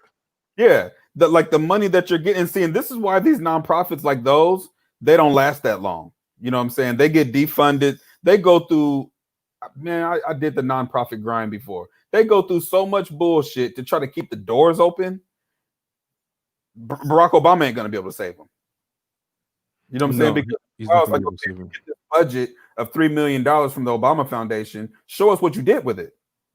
So if you can't show that you've done anything with the money, When no, but these people actually, Barack Obama will be able to help them and stuff, because these people know how to be constantly in touch with people and know how to, like, what I mean by that is these people show up in everybody's things. Like, for example, Mina Harris, Kamala Harris's niece, all right, Maya Harris's daughter. She was involved in. She has some kind of thing that was like Phenomenal Women. It was named after a Maya Angelou poem, and she had all these black women uh, showing in the what do you call it, in the literature. Do you guys remember the Phenomenal Woman thing? People in the chat, where Mina Harris, um, remember Mina Harris was pushing this thing, and everyone was wearing these shirts, and they had Mary J. Blige and all these people wearing the shirts, all these black female celebrities. It was a big thing for a day, and they hashtagged it. Um, let me see if I can find it, because this is a perfect example. I'm going to show you how. problem. You said it was a thing for a day. Yeah, but it made a lot of money and it went viral for that day. But she got into a lot of grief because, and I did this along with some other people, Charlie Peach and some other people. I went to her page to look at, she's in that Obama grift circle. They had all these black women celebrities, Issa Rae and all these different people. I'm going to show you real quick. And then I went, and all the charities were white feminists and Silicon Valley charities, but they're using black female faces to sell the thing. So I made it go viral on Twitter. I said, "Where are all the black women charities? Why are you using? You see the pictures they're using? They have like one Latino, Afro Latina there, and then there's Issa Rae. There's the lady from Harriet. There's another actress, and all this stuff. And none of the things." They use a black woman's poem. They use black women's imagery.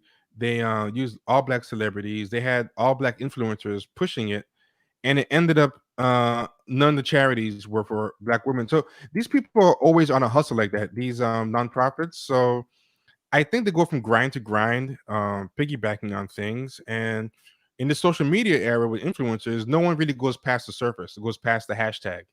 Right. And that's the thing is, like, you're not that. Yeah, she's wearing a shirt in the Twitter pic.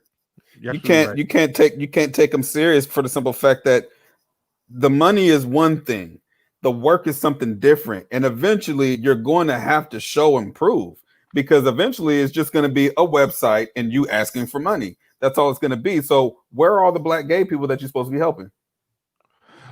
I mean, I don't know.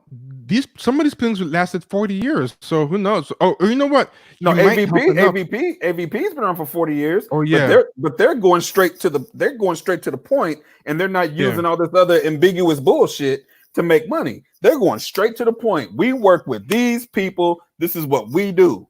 You know what I'm saying? So if you was in the 1970s in San Francisco and all these different areas when all of this stuff started happening, because I'm guessing that's where that stuff started, is during the hippie era and all that kind of stuff. You know what I'm saying? Okay, so if this is what you've been doing, fine. We know that's what you do. Now, you other niggas, Y'all got all this ambiguous weird shit going on that we don't really know what you do. You never even tell us what you do, but you got donate everywhere. But the other thing is too, if it does give up, I mean, if it does, like, you could do one or two things. This is my theory. One theory is you help enough Black people or people that you claim to help to showcase, right? When the time comes, you put in your literature, and it's the cost of doing business. Like, yeah, I genuinely help you.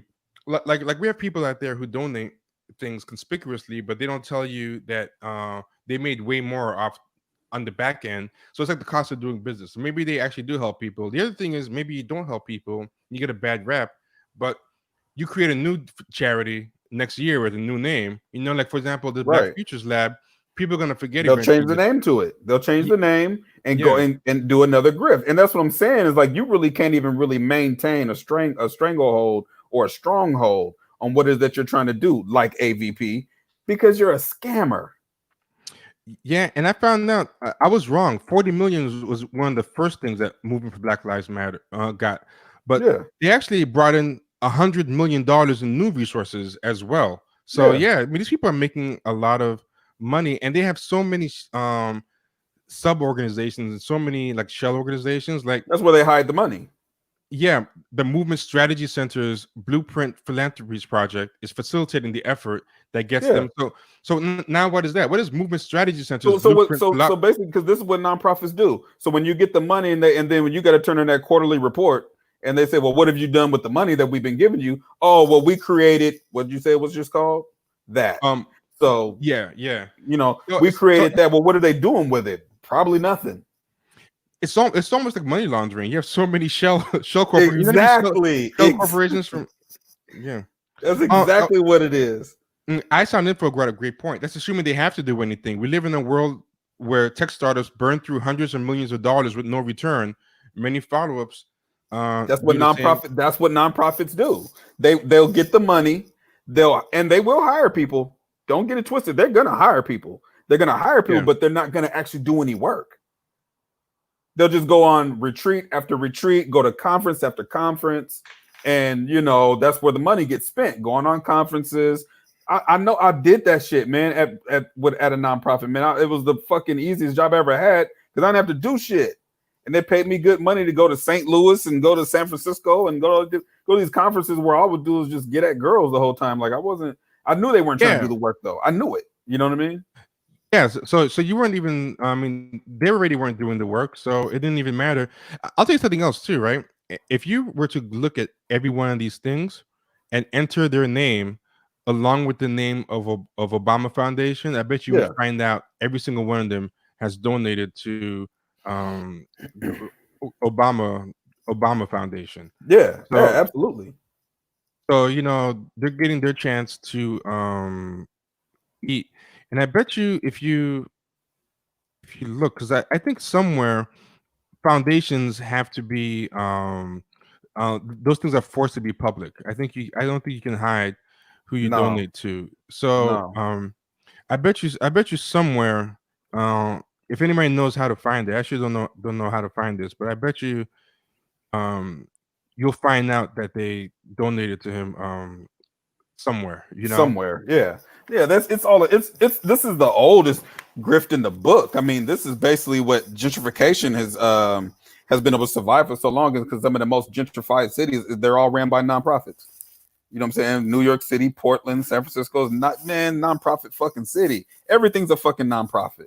You know what I mean? When it comes to housing, when it comes to employment, when it comes to education, all of that shit, nonprofits are tied in. Just the day before yesterday, I was on a conference call. Of course, I work for the school district here in Portland. I'm on a conference call, and they're talking about $8 billion that I guess people here in Portland that the school districts are getting statewide, and they want to make sure that Black and brown kids are not going to be left out in the cold when it comes to this funding. Who you think shows up? The fucking scammers. You know what I'm saying? All of the so-called Black organizations here in Portland that everybody knows they're scammers. You know what I'm saying? They show up trying to get some of the money. Now, what are they going to do with the money? I don't know, because all the money they've been getting, I don't know what the fuck they did with it. You know what I'm saying? That's just what they do. I mean, it sounds scandalous, But that's what they do, and it's a legal grift. It's a legal scam. And I just thought of something too. Something else that is possible with all these side organizations or shell subsidiaries or whatever. You can give the donation through one of those companies and then get to wet your beak in the name of the other company. So Exactly. if I was even to search for like AVP on the donor list, I might not find it, but maybe one of the names on the donor list is the executive of AVP in charge of it, and Right. she gave it in her name, or maybe it's their subsidiary or other named organization. So yeah, there's a million tricky ways to do this stuff, but they didn't get up there for nothing. But I will say this: I won't even mind if some of these people got put on, because the way I feel about it is this: there's black trans people getting killed by the police, there's black disabled people getting killed by the police, and there's black women getting killed by the police. I don't have a problem with organizations that specialize in those things No. Jumping on, but to have no actual grassroots on the ground, black run, black owned, focusing on black men groups in the whole thing, but 7 out of 8 of them are not only focusing on other things but actively hostile to black men. Like Like 7 out of 8. Yeah, that's the scandalous thing about it. And then you got AVP, who gets straight to the point. They've been around for 40 years. Yeah, you motherfuckers gonna be around for about 6-7 years. You know what I'm saying? All you guys are doing this to get another position to go somewhere else. You know what I'm saying? That's all the reason why you're doing it. You know what I mean? Kenny mustn't Einstein Info mustn't know about the 1200s. Oh shit. Oh, listen if he dusted them off. Oh fuck, dude, man! You see, I have a dust cover on them. That's how long it's been. I don't have a needle right now. I need to buy a needle, so I ordered a needle on Amazon, Sure 780. So hopefully that motherfucker shows up sometime soon. It's like an $80 needle, so it better show up. Now I'm going to show y'all something real quick, right? Look at this. This is the last part I want to show of the Obama Foundation thing. I'm sorry, the Obama thing. Yeah. Brief question, because I know we have to wrap up now. People keep asking me this question, so I want to ask you, and maybe you can give me some tips. Is this moment a game changer? We've been in this work for a while now. Many people have been in it for even longer than us. But is this moment a seismic shift in what's possible where we see ourselves right now? And this is the part that kind of got on my nerves, right?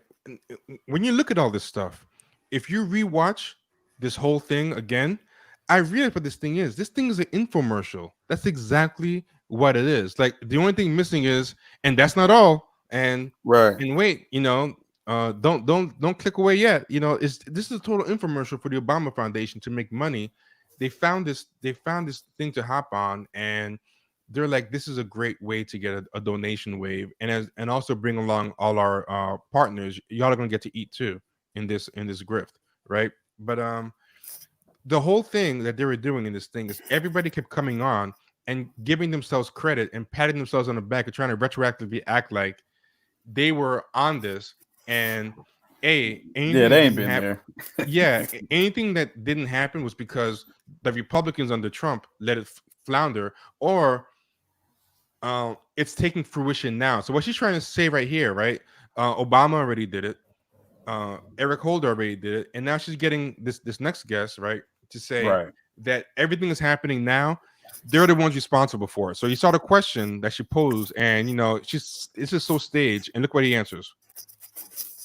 I think it's a great question, because I think that we want fast food. We want things that are quick, and we want things that are easy. And progress and justice is not easy, right? The thing about inflection points is that they present the possibility for a huge leap forward, or they actually present the real threat for us to go backwards. And I think what we all have to recognize is that a lot of things actually have changed over the last several years. White people in a Starbucks take out their cell phone and are... So basically, you're trying to say, this is a long-winded way of saying, yeah, I know people want fast results. I know you're asking why we never got results all those years ago when we had the mic, when Obama was in power, but that's because you want microwave culture. Slow things have been happening, and what's happening now is not us dropping the ball and hopping back in. It's actually the seeds we planted now taking root. We're the ones who did this. Everything on the ground. Look, I guarantee you 98% of the people that was out there when shit was live 3-4 days ago, they don't even know who the fuck these people are. Yep. They have no idea who they are. Or they actively can't stand them. Or they can't stand a police interaction that they don't actually that they recognize is wrong because a movement has built the sort of mental model to train them. A major financial company, when they create consequences for an employee that does something racist. He said their movement created a mental model for people to understand racism when they see it. Uses the word. Sorry. No, the people that are doing their thing today aren't even using their model. Yeah, at all. No, but mental model, they're saying that they've trained your brain, like mental model as in your brain. They've retrained your brain to how to see racism, thanks to them, thanks to Black Lives Matter and racism in their statement in a way that we probably wouldn't have imagined them doing. That doesn't mean we give institutions too much credit, but we recognize what we have won along the way. She's saying, I don't want to give institutions too much credit. Like, I don't want to toot my own horn, but we got to recognize what we've won. Like, look, no one's talking color of change. No one. You know what this is? You know what this is? Yeah. This is we win the championship and they jump on stage and steal the trophy. Yeah, basically. That's what they're gonna do. Someone said Rainmaker's taking credit for ending the drought. Yeah, basically. Exactly. But if you look at this whole thing with the right antenna up, this whole thing is just basically infomercial to get donations for the Obama Foundation and to take credit, because people ask, why the fuck are we donating for you for? You were president for 8 years and Black Lives Matter had like, so this is them making the case to donate. We shifted what can be possible. And so I want folks to think that we have been the game changer. The game. See, you should have said it. We have been the game changer.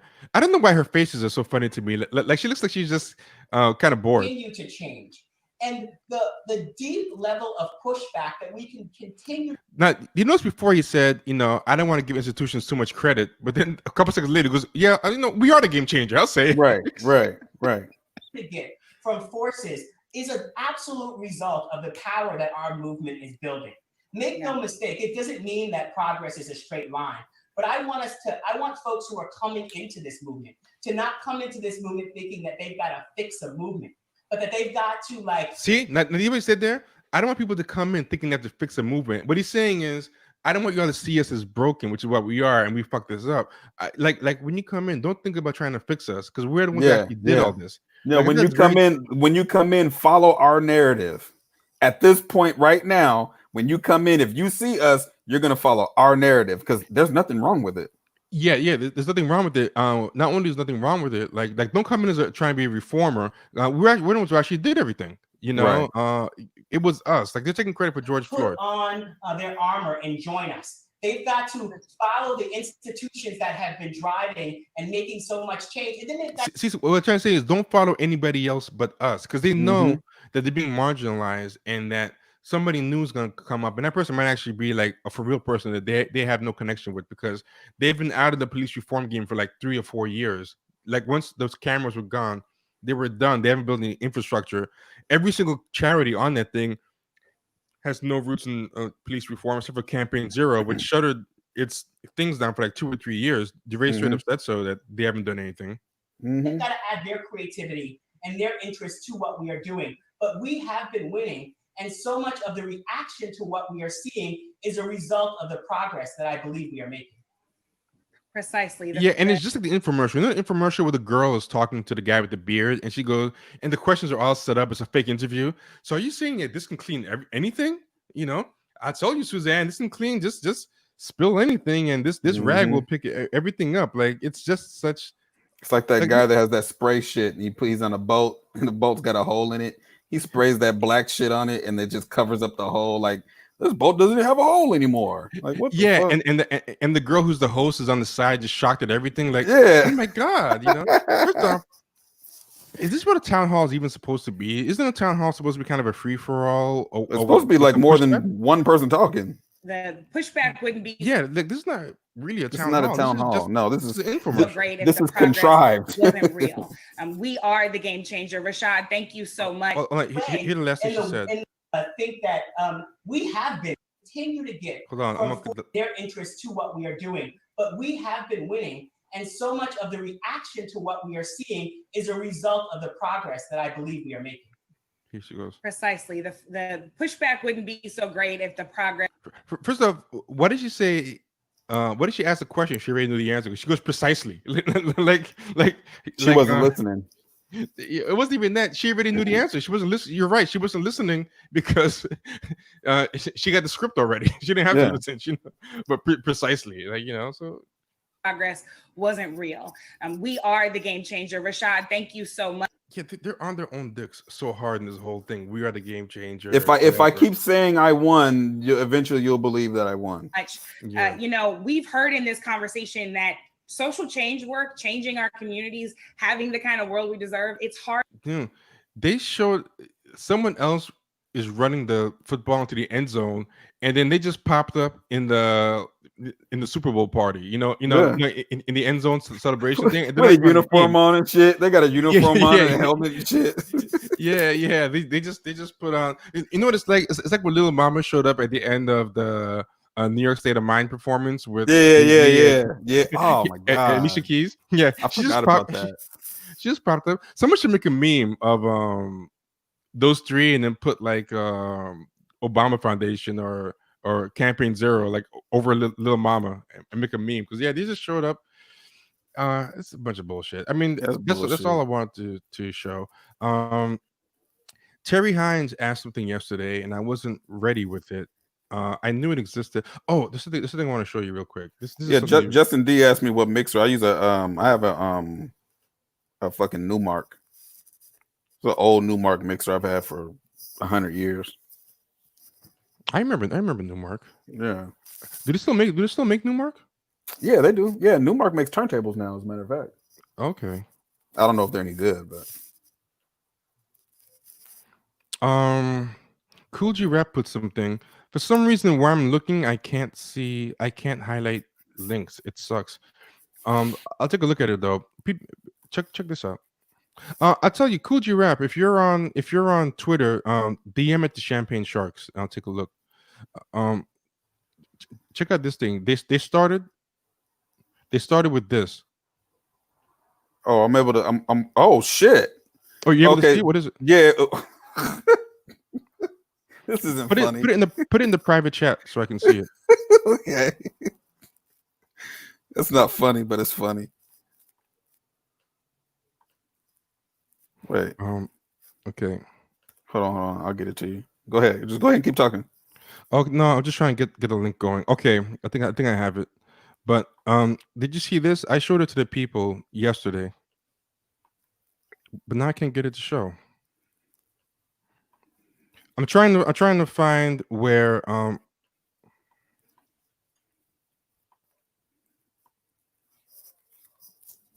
okay, here we go. They had some kid come out and he was doing slam poetry.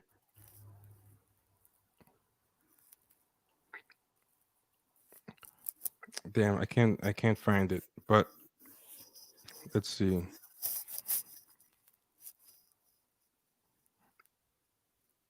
Okay, this is probably it. Yeah, this is it. Did you see the kid performing? Where is it? Holy shit! How long are they gonna have that thing up there for? I know they have it up for like a while, right? But I want you to see the kid. Here he is. Is there sound? Can you hear it? Is there sound? I can't hear it. Okay, hold on. But they open up with this thing, and I was like, why did they open up with this thing?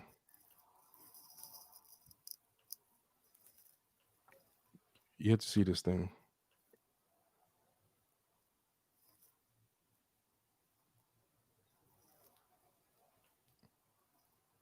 His incredible words.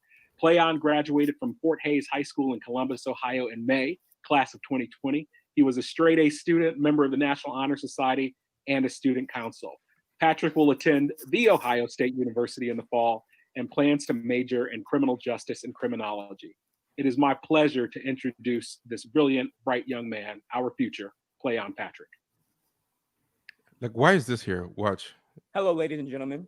My name is Plan Patrick. I am 18 years old and plan to attend the Ohio State University.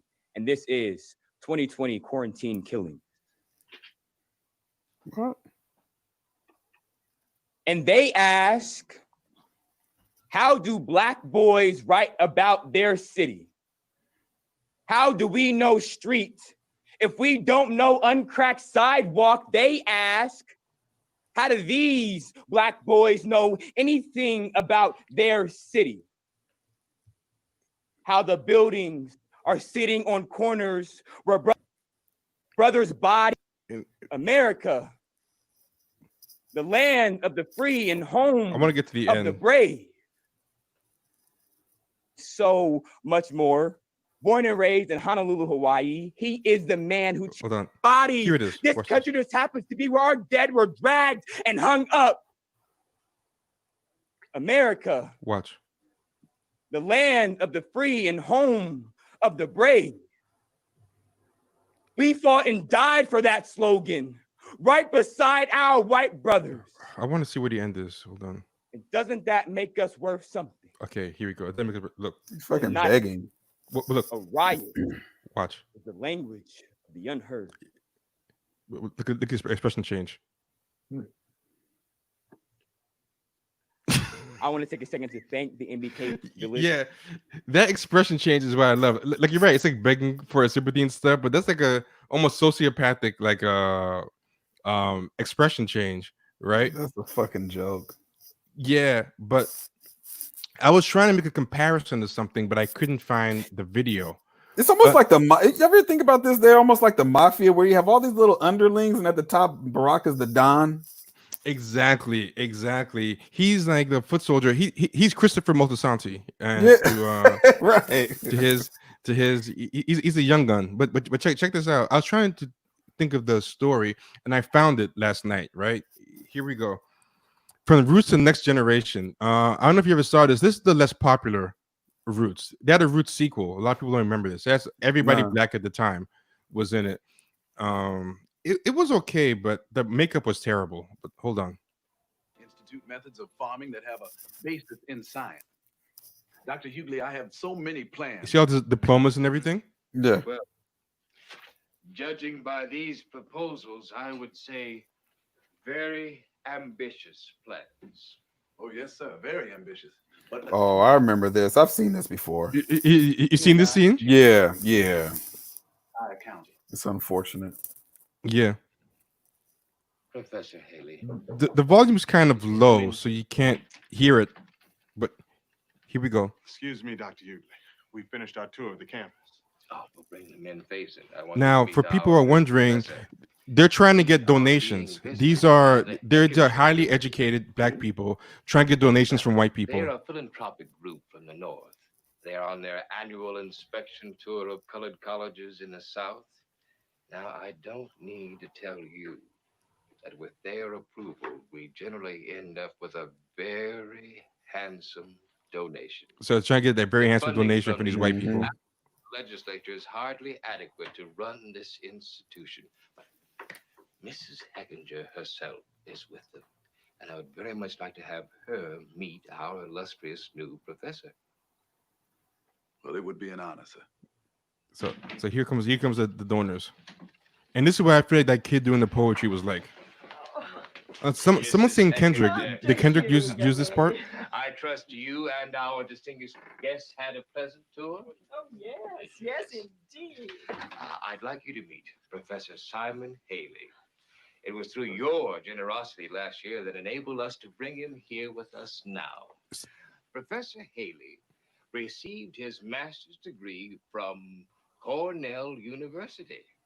Well, So they're parading him the same way. This is what they did with the other kid. Thank you for the kind words. Now you see how the other kid is. They brought him out and say where he's gonna go and everything. They tell the donors, Ohio State University. Yeah, they tell the donors, look, this is what we can do with a nigger. Like you're not wasting your money. Like we actually trained one to go to the Ivy Leagues and graduate school and stuff. And like they put him there for that reason. Like, this is your money at work. We're not just we're working miracles here. So they put him in there. Ladies and gentlemen, it's time for our luncheon. He's kind of like a show horse, and that's the same thing that this guy did. Right, with the he's a professor. show horse. Yeah, he's like a show horse, and it's the same thing that they were doing. This is what Nina Fuller calls the refinement stage. Like the game never changes; they just refine it. But this is the best part. I'm so sorry to hear that your magnificent choir won't be with us today. But no, unfortunately, they are on a fundraising tour. Oh, how sad. I'm reminded of the opportunity I had to hear them last year in my own home. Imagine Paul Robeson and this splendid chorus of colored voices in the same evening. Oh, the richness of tone, the power and vibrancy of that music.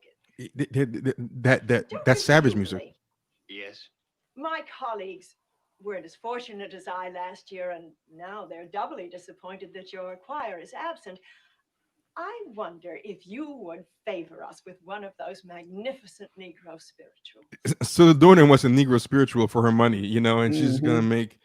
You gonna dance and sing, nigga? Nobody knows the trouble. Watch the other guy's face. Yeah. Nobody knows but Jesus. Nobody knows the trouble I've seen. It's like, what the fuck? Yeah. Sometimes I'm up. But that's basically what Obama's making the kid do. Obama's too much of a big shot to do this himself. He's not going to sing. I mean, he did it. He did it for the Amazing Grace thing. Yeah. When he was singing Amazing Grace at the funeral, he was doing this. But now he has his own foundation. He can delegate that to the kid. But that's the function that the kid was doing. Everything in the scene is what the kid was doing. The kid was the show horse. Like, this is what your money does for philanthropists. We got a ape to walk upright and he's seen enough too. Look, he was nervous too. Like, God damn. Yeah. He was worried they're gonna make him sing next. But, yeah, exactly.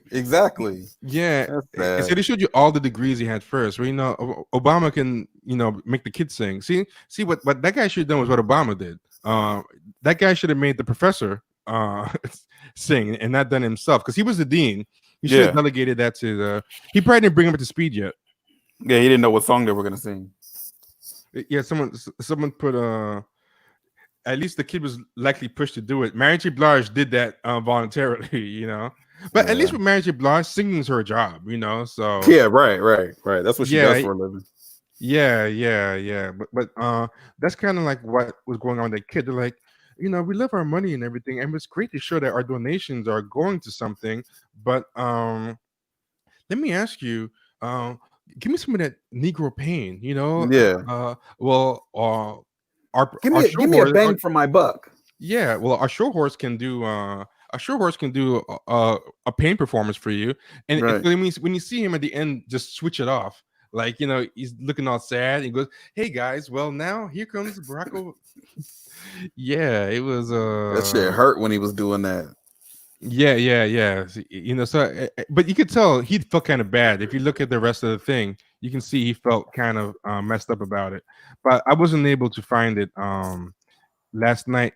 I want to put one last thing. You haven't been looking at this stuff, so you might not know. But did you know about this guy who was fucking up the you weren't around, so you might have missed this, but this guy who's been at all the protests in New York, kind of fucking everything up. He saved the Target. No, I don't know. I have to see it. Hey, Phil B, what's going on? I saw info. You thought I liked what? Anyway, check this out. This guy has been everywhere, hugging the cops and Lenny Kravitz looking dude. Yeah. Penny Kravitz was. Yeah. Here he is again.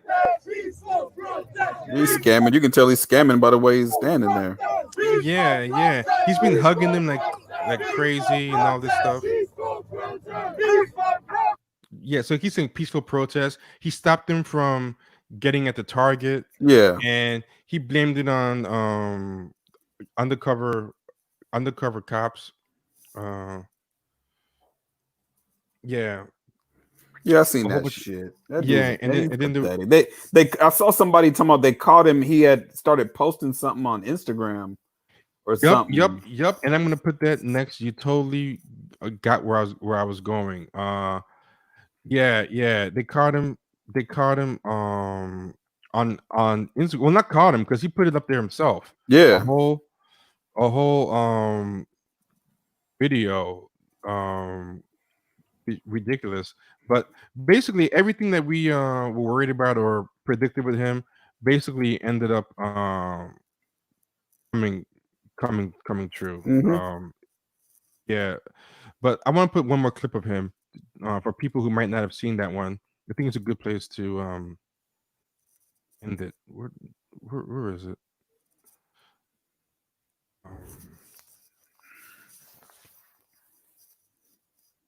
He was leading people. He was leading people in doing all this hugging.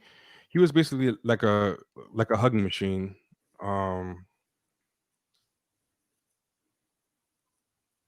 Okay, I think I found it.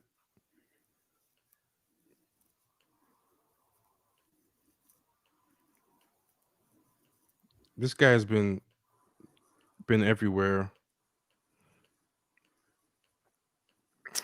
Hold on, I want to find a good example.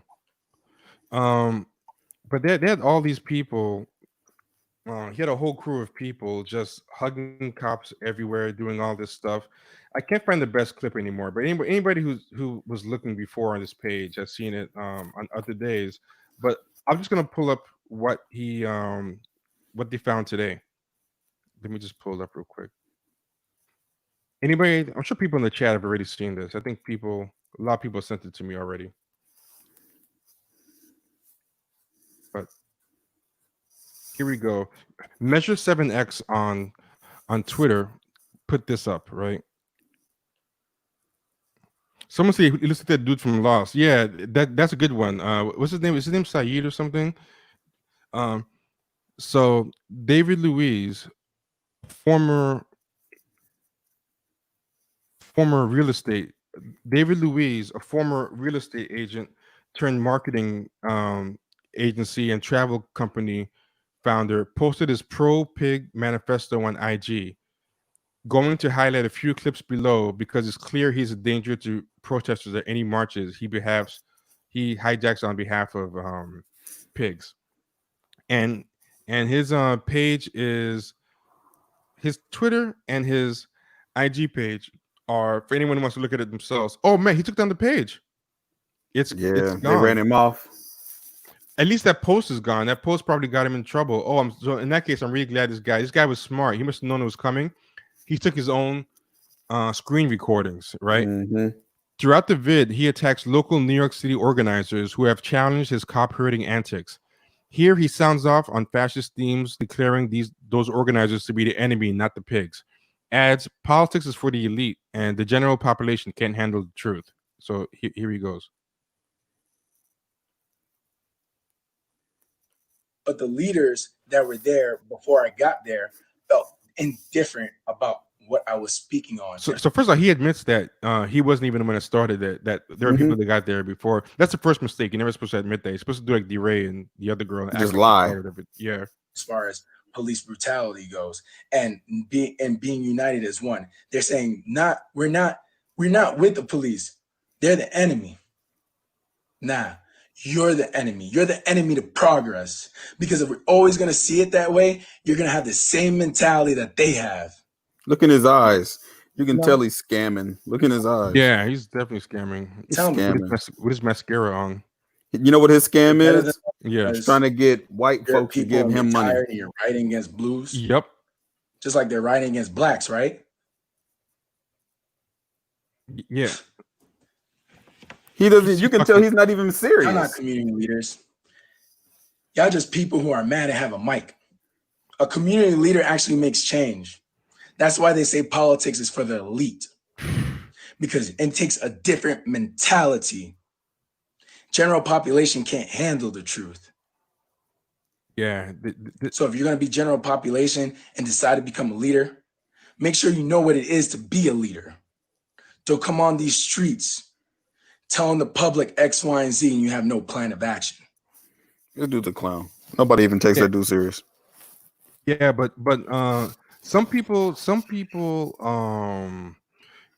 he could have got a good grift if he knew how to do it, but he just talks too much. He wouldn't even be a good snitch. I was worried that he was He's not. going to He tells on himself, but him talking, he tells on Is himself. not the same. But also showing himself like you shouldn't be your first week out able to be picked by so many people. Like some people were like, "Oh, you predicted this perfectly," but I'm like, honestly, I can't pat myself on the back that much. He's that obvious. Like, it's more that a lot of people are really stupid, at least in the media. Like to me, the reporter shouldn't even have been giving him this much time. He's such an obvious scammer.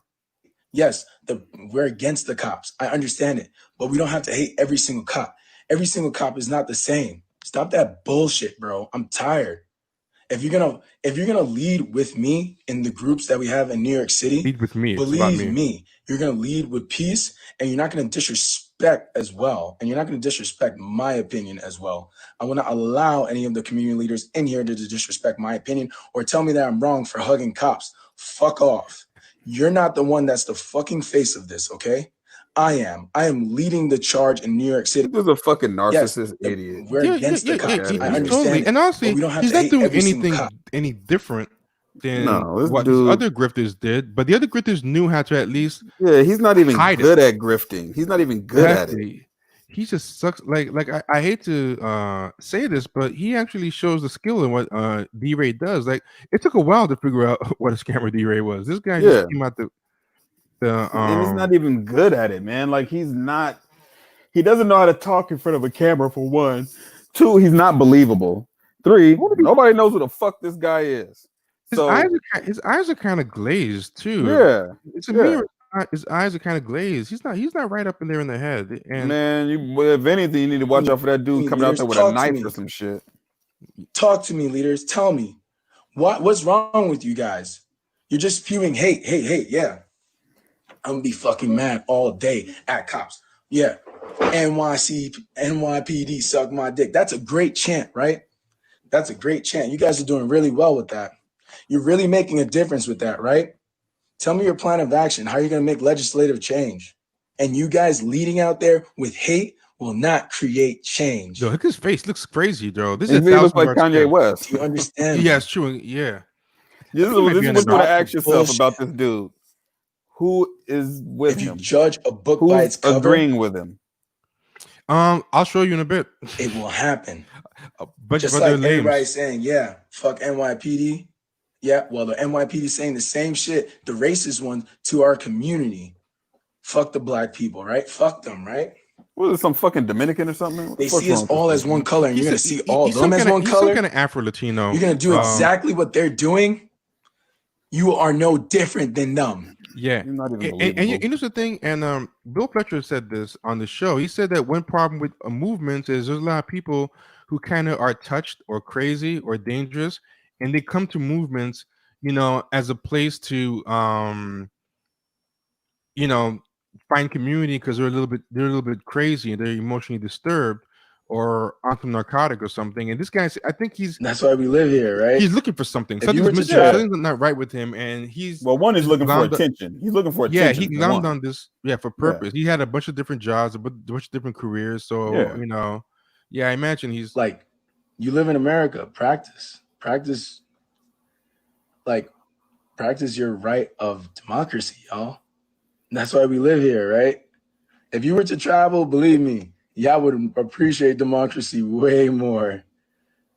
Practice democracy. Vote. He's out of his fucking please. mind. It's hard out there. This whole thing went for 15 minutes. I'm just showing you clips. The world. I'll tell you guys, it is. I've been there. Vote. Practice your rights. Use so now it's going VOTEP. And then when you do vote, we could put people of color POC in office that'll make change. Yeah. Like, you live in America. Yeah, I think he fucked up his bag badly. He fumbled the bag at the 50-yard line, not the one. Yeah, he was too crazy. But check out this one. This one is very good. Check the mistake he makes. Thank you for everybody listening today. I won't be going out to today's protest. I need a break. I'm creating a nonprofit organization and sending out invitations to people. You are more than welcome to join the movement. I will be sitting here and sending out invitations and preaching peace, preaching love, and preaching what I believe in and what I think that is going to create actual change. I'm not going to no protest today. I'm creating the LLC, the non-for-profit. So it's like fucked up. It's supposed to be a non-profit, but he slipped into LLC. Yeah. He's actually creating an LLC. He's not creating a non. You can't create a non-profit like that so fast. You got to clear some hurdles. You can just go and create. You can create an LLC real fast and start that. Yeah. So he slipped up. He said LLC, a non-profit. I'll keep you guys posted. But like you said, who are his followers? I think lead by. And then this is the last part that I'm gonna end with. But you can see how crazy he is. So when you come up to me and you try to speak to me in the crowds, make sure you do it the right way. That dude's weird, man. Because I'm not sitting here entertaining nobody's bullshit. He thinks he's a celebrity. He really thinks he made it. Come up to me talking about cop loving this, cop loving that. I don't give a fuck. My aunt's a cop. You know that? A sergeant. He's out of gas. He doesn't have anything else. I've had conversations. Yeah, and he's brought up like all his family members. I have different conversations every day. Else. So when you come up to me and you try to speak to me, he thinks this is like wrestling and stuff, you know. But check this out. They went through his Instagram, and this guy is Measure7X on Twitter for people who want to follow him, and he deserves it for doing this work. It's actually too small here, so let me do something else real quick. Hold on, I'm going to have to do something else for you to see this, because this is the last thing I'm gonna show y'all. It's a good place to end, but let you see how crazy this dude is.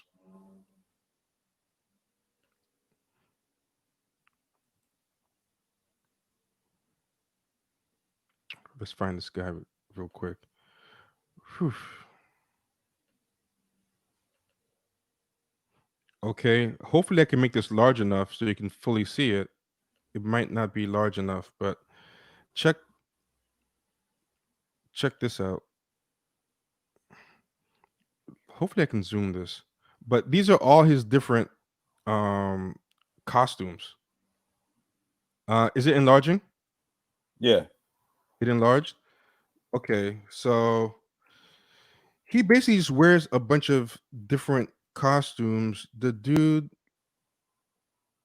so he was wearing this Punisher shirt a lot of different days. His name on Twitter and on Instagram is Call Shaman, CALLSHAMAN. I don't know if he just got rid of that post, if we got rid of the whole page, but it's Call Shaman. If anyone wants to look and see if he's still there. Yeah, but he ain't got enough likes to be popular on Instagram. It's a wrap. He's done. Yeah, exactly. He needed to blow up a little more before he unraveled. But so he's there on the bridge. Help himself. Yeah, but he's total influencer. He's trying everything. So here he's Mr.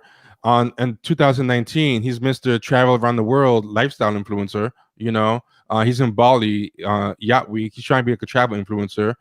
Then here, in 2017, he's a real estate broker. You know, it took a while, but I was a real estate broker. There's something this guy might be a little bit crazy. Like life kind of burnt him out. Like, you know, here he is in 2019, Back to the Future, when he was on the Bali thing. So he's going to be a real estate broker at one point. Then 2019, he was a travel Instagram influencer. So you see the 2019 picture, he's in South Korea dressed up in attire. Like he has no real identity. Now over here, he's Maxwell or Eric Benet. You know, this is 2019 when he was still on his travel influencer stuff. So he was a real estate guy. Then he became a travel influencer. He wears a bunch of costumes. Now he's at a protest. He's doing everything that Instagram models do. Yeah, exactly. That's exactly what Instagram models do. Before they blow up, if you go look at the beginning of their history being on Instagram, their page looks nothing like it looks now. That's why a lot of them, what they do is they delete all their old shit to make it look like this is all they have. They only have 30 pictures and I have 1 million followers. I don't believe it. You know what I mean? Like, what type of narcissistic shit is that? Yeah, You know? yeah, and he said, "Is it if he moves to Atlanta, it'll work." Yeah, yeah, and Atlanta has a lot of scammers. Yeah. Atlanta has scammers galore, and Yeah. Instagram. Yeah, it worked for Lil Nas X. Yeah, and but I'm gonna tell you, people, I thought he might have been like a cop or something, but now I think, but check this out. Do you see this clip? Right. Um, look at this clip. So that's him on the floor holding the cop's hand. Yeah. But look at the. Is there sound on this? Yeah. Okay. Yeah, I've seen this. But he, look at these other dudes too. He believes in you, sister. Take a knee. This dumbass. All right. Yo, thank you for supporting us. We gotta continue supporting. Dude, there's so many people who just think protests are a way to come up. There's like 4 different cowboys here. Like all of them want to lead the stampede. That's how we start. Now you gotta continue marching with us. We don't know how to organize. Now this is the part that scares me. You're asking the cop to help you organize. Like that's the most ass backward shit. We don't know how to organize. So listen, those dudes aren't the ones that they're not even. No, they're not. When that rah-rah stuff goes on, it's not them. They just are maybe underemployed or having problems, or they're trying to get clout, posted on Instagram, lonely, posted on Twitter, whatever. Yeah, but That's why all this is happening. We don't know how to organize. Help us. I'm gonna come to your office and we'll talk. what kind of protester tells a cop on camera, "I'm gonna come to your office"? That's how agents get made. Yeah, going like you don't tell people, "I'm going to meet so we can talk." I need you to teach me how to organize. You're basically saying, "Hey, I'm gonna." That's how agents get made. I'm gonna show up and we're gonna talk so we can organize. He says, "Not his head." I think even the cop is like, "Man, I can't even use you. You're too stupid." I promise you. All right. Have a good day. I love you. Yeah, even the cop is like, "Yeah, okay, whatever, guys. You guys." They're too incompetent to even make their way up the organization. They're so messed up. Yo, look how happy they are to hug him, man. Yo, it's like they're all applying for a job or something. Yeah.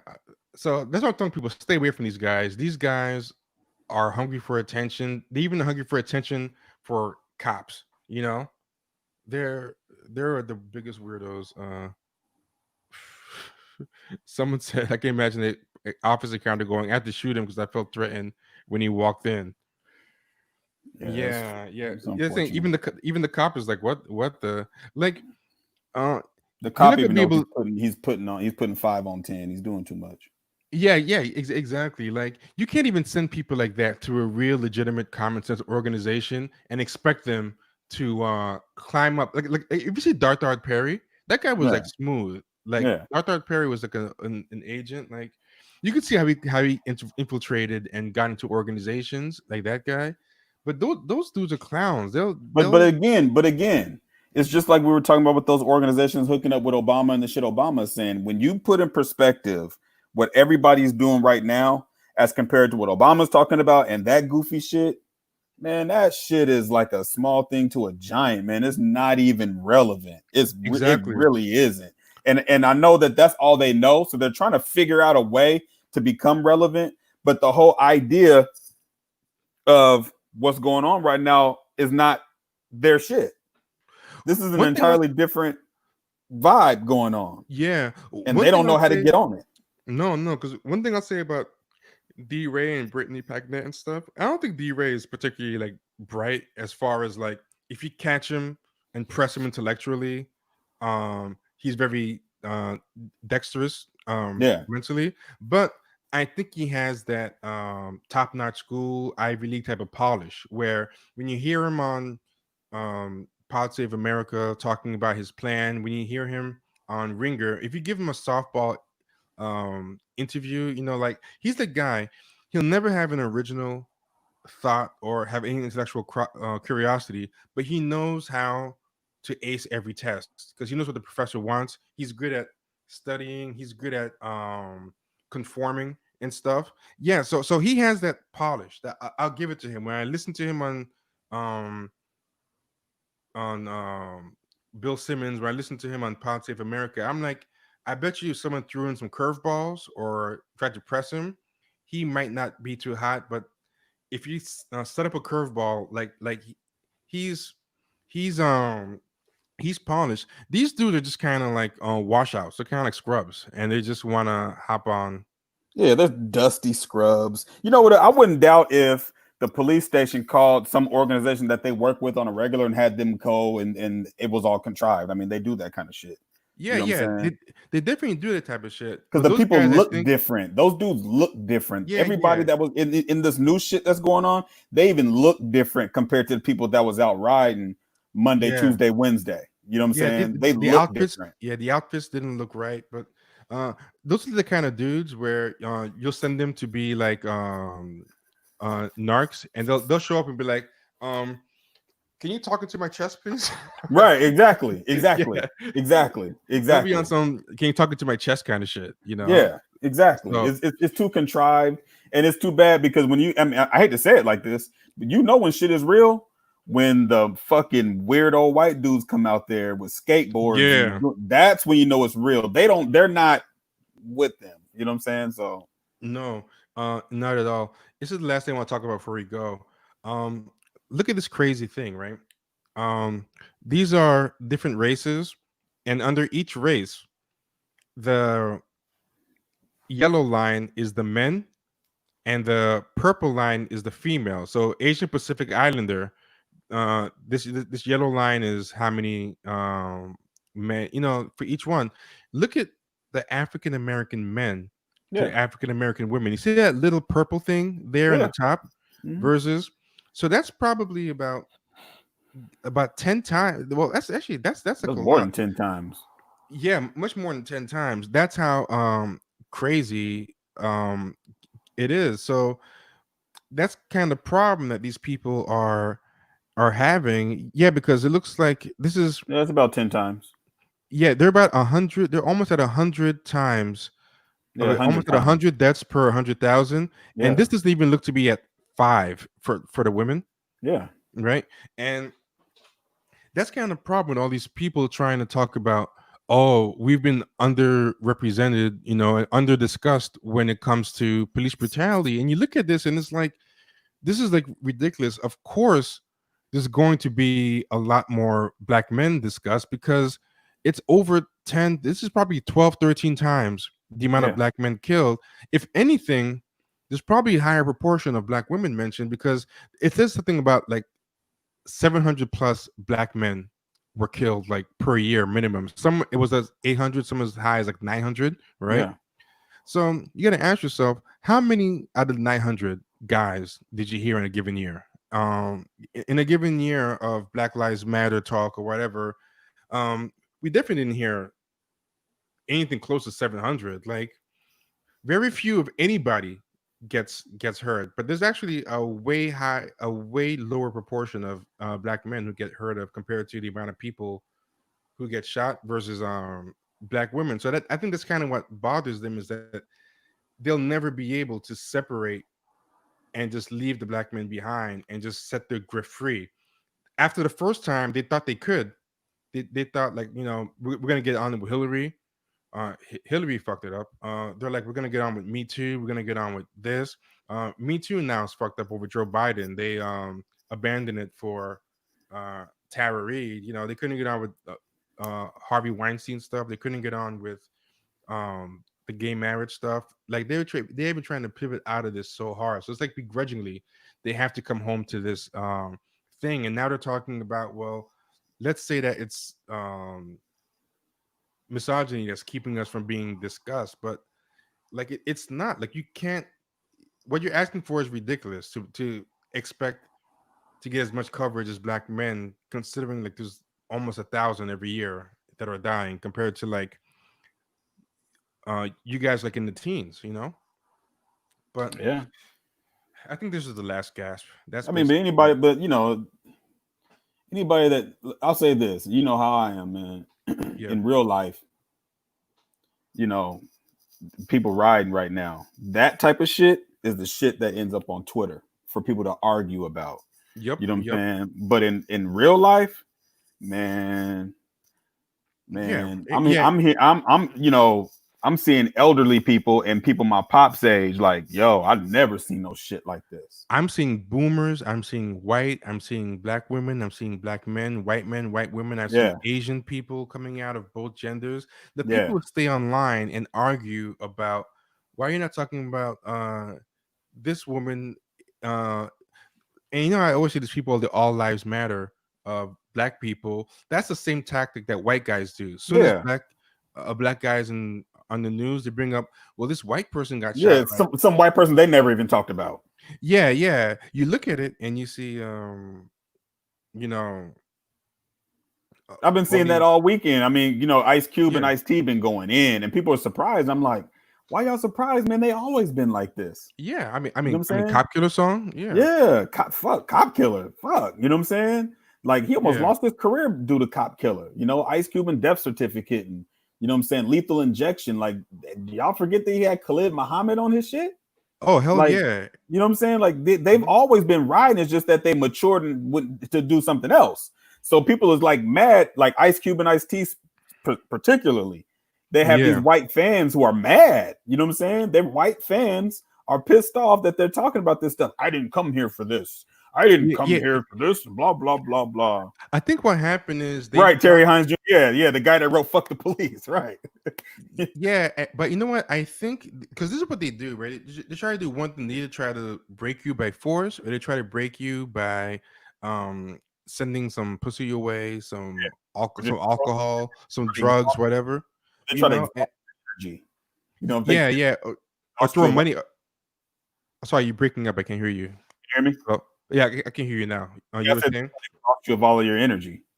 Yeah, exactly. Or they bribe you. So I think they thought, hey, Ice Cube is the Are We There Yet barbershop guy. Ice T, we pretty much crushed him with that Cop Killer controversy. Then we gave him a nice plush gig on SVU, and he's playing a cop. So I think that they thought, oh, these guys are bought off. These guys are placated and stuff. And I think they ended up being unpleasantly surprised.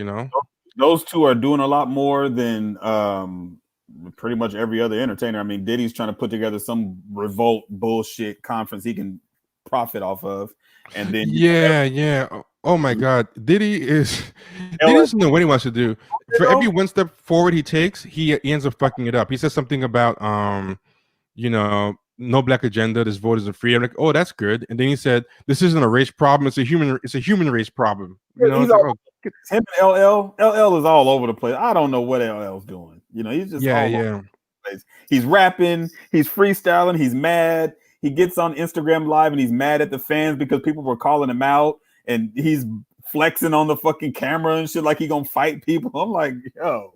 Yeah, he ever since that person broke into his house and he beat them up, he's never been right since. I'm not sure why, but he's always after that he did the undercut. What is it? The I'm not a racist. Yeah, what's the song? Racist. If you forgive my gold chains, I'll forget the what did he say? If you forget my gold chains, I'll forget the chains on my wrist or some shit. So something really weird. But speaking of the Revolt Summit, I'm glad you brought that up. I saw this thing, and it reminded me totally of the Revolt Summit. Somebody put this up today, right? And look at this. This is what I always say about the refinement stage. All leaders. This included Lena Horne. These leaders that they call leaders. This included Lena Horne. This included Dick Gregory, and this included comedians, comics, trumpet players, baseball players. Show me in the white community where a comedian is a white leader. Show me in the white community where a singer is a white leader, or a dancer or a trumpet player is a white leader.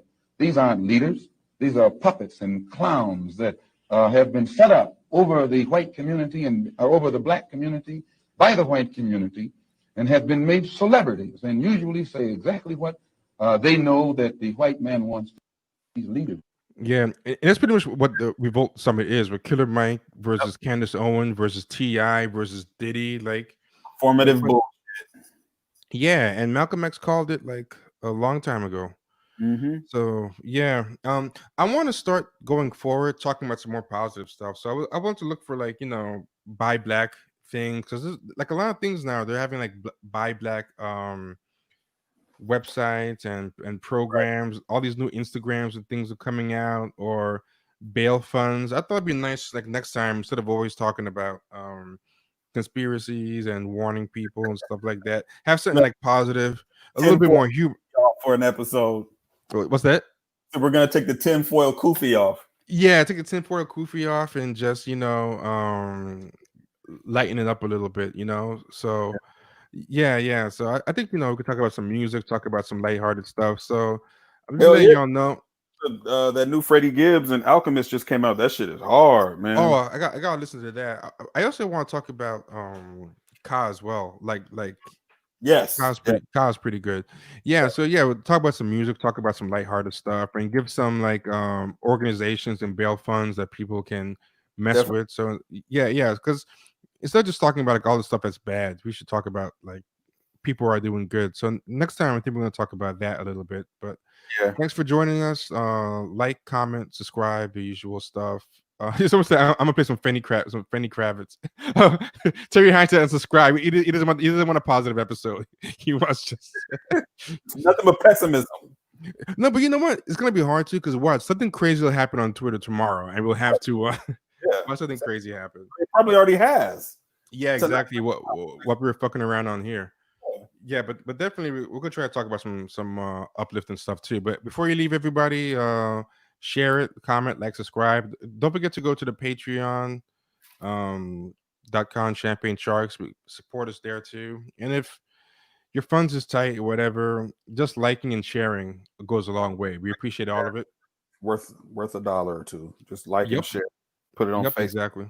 Twitter, Instagram, whatever you can. Yep. And everyone, be good. Take care. Peace.